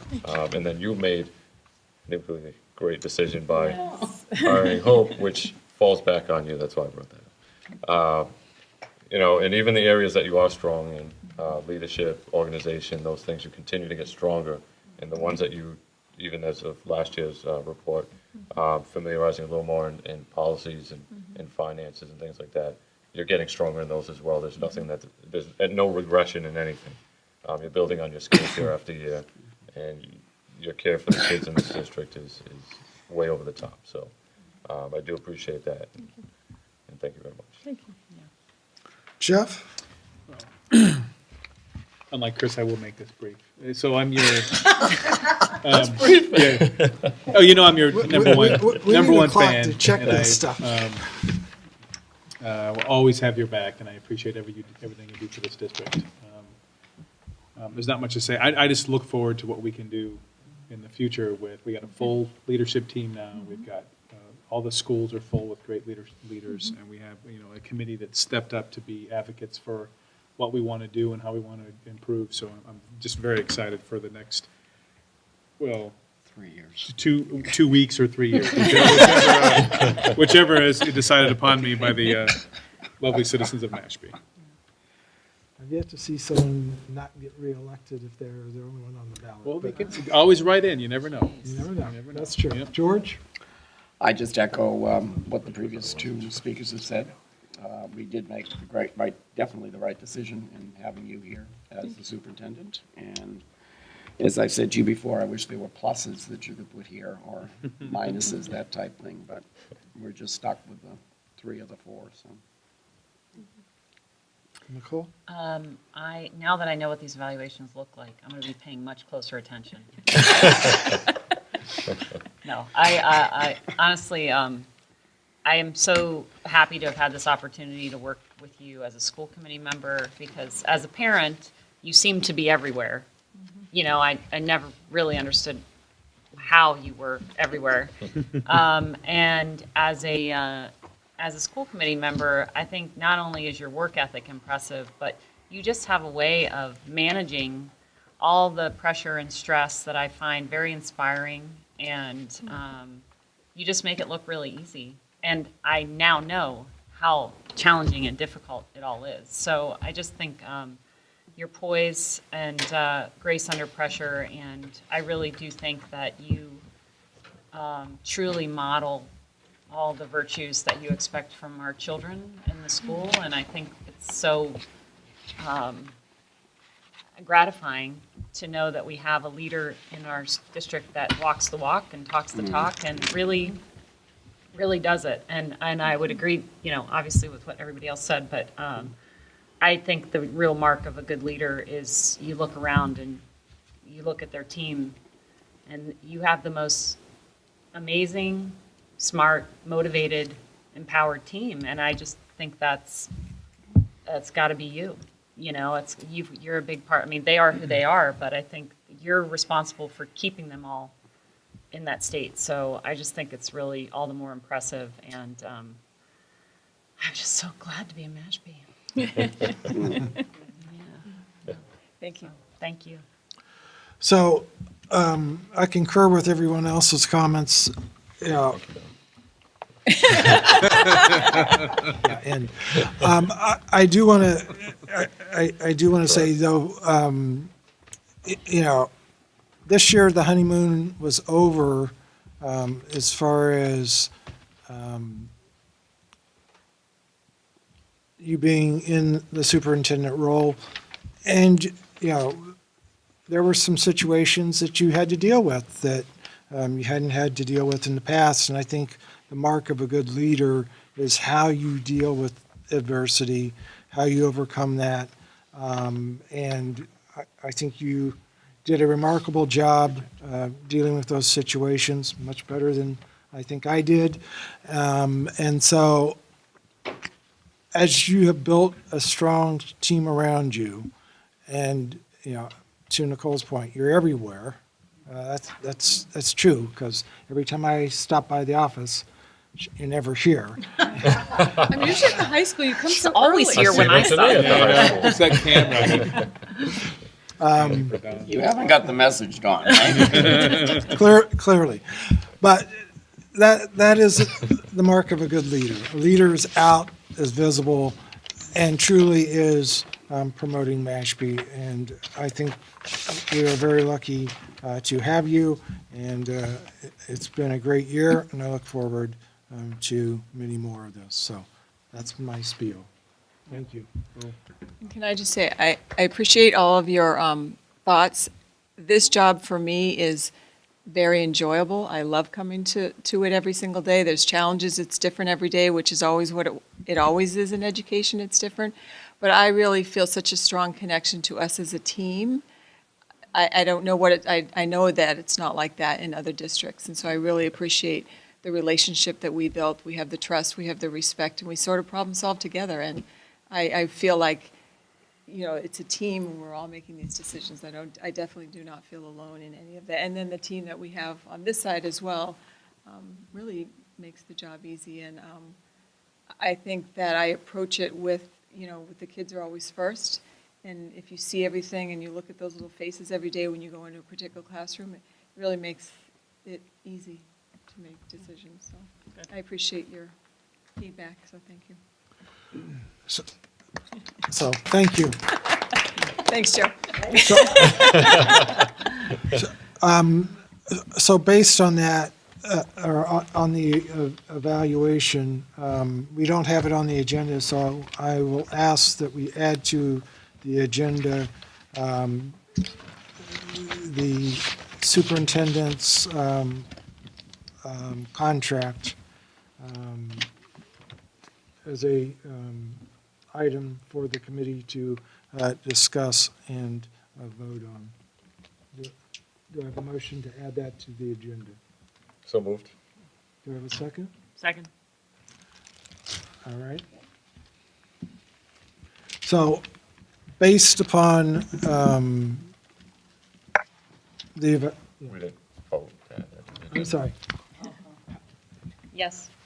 George, how do you vote? I just have a question. Can you add an item of vote if it hasn't been published in advance? I'm not sure of that. I have no objection to it. I'm just not sure if you can do that. I have to be honest with you, I have a little bit of concern too, that we're raising the superintendent's pay potentially and extending our contract with no public notice. Yeah. So. So we could. Just put it on the Next, May meeting. put it on Put it on the, the next one, then. We'll put it on the next one. okay. All right, so we will add that to the agenda. For the record, I thought that's what we were voting on, actually. You're still Yeah, not at because school I didn't start think you could times. just add an item Yeah. right now, yeah, Okay, yeah. all right. But I'm a woman, I'm always a few steps ahead. So with that, then, touching that. next Ahead item of is me, I'll committee give you that. That was for Jeff. Right, because we're on the other one, yeah. Yep, committee reports. Anyone? Nicole? Oh, yes. Nope. George? Unfortunately, yes. Now we must talk. Let's see, I guess I'll start with the Wellness Committee. In terms of addiction education, we had, as was mentioned earlier, the drugstore theater that took place in the Mashpee Middle High School this past Thursday. It was a superb presentation. The kids were in there for an hour and a half, and they were, with for the most part, rapt attention to the entire process there. It was excellently done. And want to extend publicly our thanks to the Kiwanis Association, which funded half of the presentation here with their donations. So it was money very well spent by the Kiwanis and very well spent by the school, which is very well done. The Health and Wellness Committee, we talked about the doctor's contract. The big item on the agenda was a request by one of the teachers to make sure that when we were applying fertilizers, et cetera, to the playing fields, that we were using friendly materials, eco-friendly materials, et cetera. Present at the meeting was Catherine Laurent, Matt Treveri, as additional guest, and one parent showed up at this meeting. It devolved into a discussion about converting the main field to a turf field. And I think that'll become the new focal point. This is coming out of health and wellness? This is coming out of health and wellness. You have no idea how powerful that committee is. Long-term strategic plan. We only meet 4 times a year, so we won't have to hear about this again until September. So they're promoting going to turf? Pardon? They're promoting going to artificial turf? They want additional studies. Nurse Shakel was worried about some of the Carcinogens? Carcinogens and that sort of thing that could be inhaled. There are apparently friendly or non-carcinogen-based turf that you can have. I mentioned that would be an ideal item to put on the capital budget, and that's been a big thing lately, to have items on the capital budget. The estimated cost of that is around $2 million, which would be 4 years' worth of capital budget requests, so that probably is not going to be the way to go. But it will be evolve into an eventual interesting discussion coming up, excuse me, this coming fall. And that's enough for tonight. All right. Nicole? Just the grind of the policy subcommittee continues. I think we have a meeting in a couple of weeks on the schedule, so, but we're getting there. We could just get Chris to come to a meeting. Hey. Jeez. No, I'm just teasing. If anybody from work's watching, no. Please stop calling me in. Exactly. And No, Hope and Patty do all the heavy lifting anyway. I'm just there for the token school committee blessing. I know the feeling. Just to make sure that the committee is aware, next week we have the arbitration hearing in regard to the Unity contract. May 17th. Anything else? What's that from the issue that's like, Yeah, in regard to the 1 hour? yeah. It's not moot now? It could be. Okay. Well, not for next year, but Yeah. Oh, yeah, that's right. Okay. Yeah. All right. Well, no, it's there's still an interpretation issue, I think. Yeah, okay. In regard to what an hour is. So, all right, anything else from the superintendent? No. Move to adjourn? Nobody here from the public for public comment. So. Well, There is no public to comment. Well, Joe, would you other like to than say anything? Joe. anyone else have anything else? Last No, go. sir. Okay, we have a motion to adjourn. You certainly do. Second. All in favor? Aye. Aye. Aye. Aye.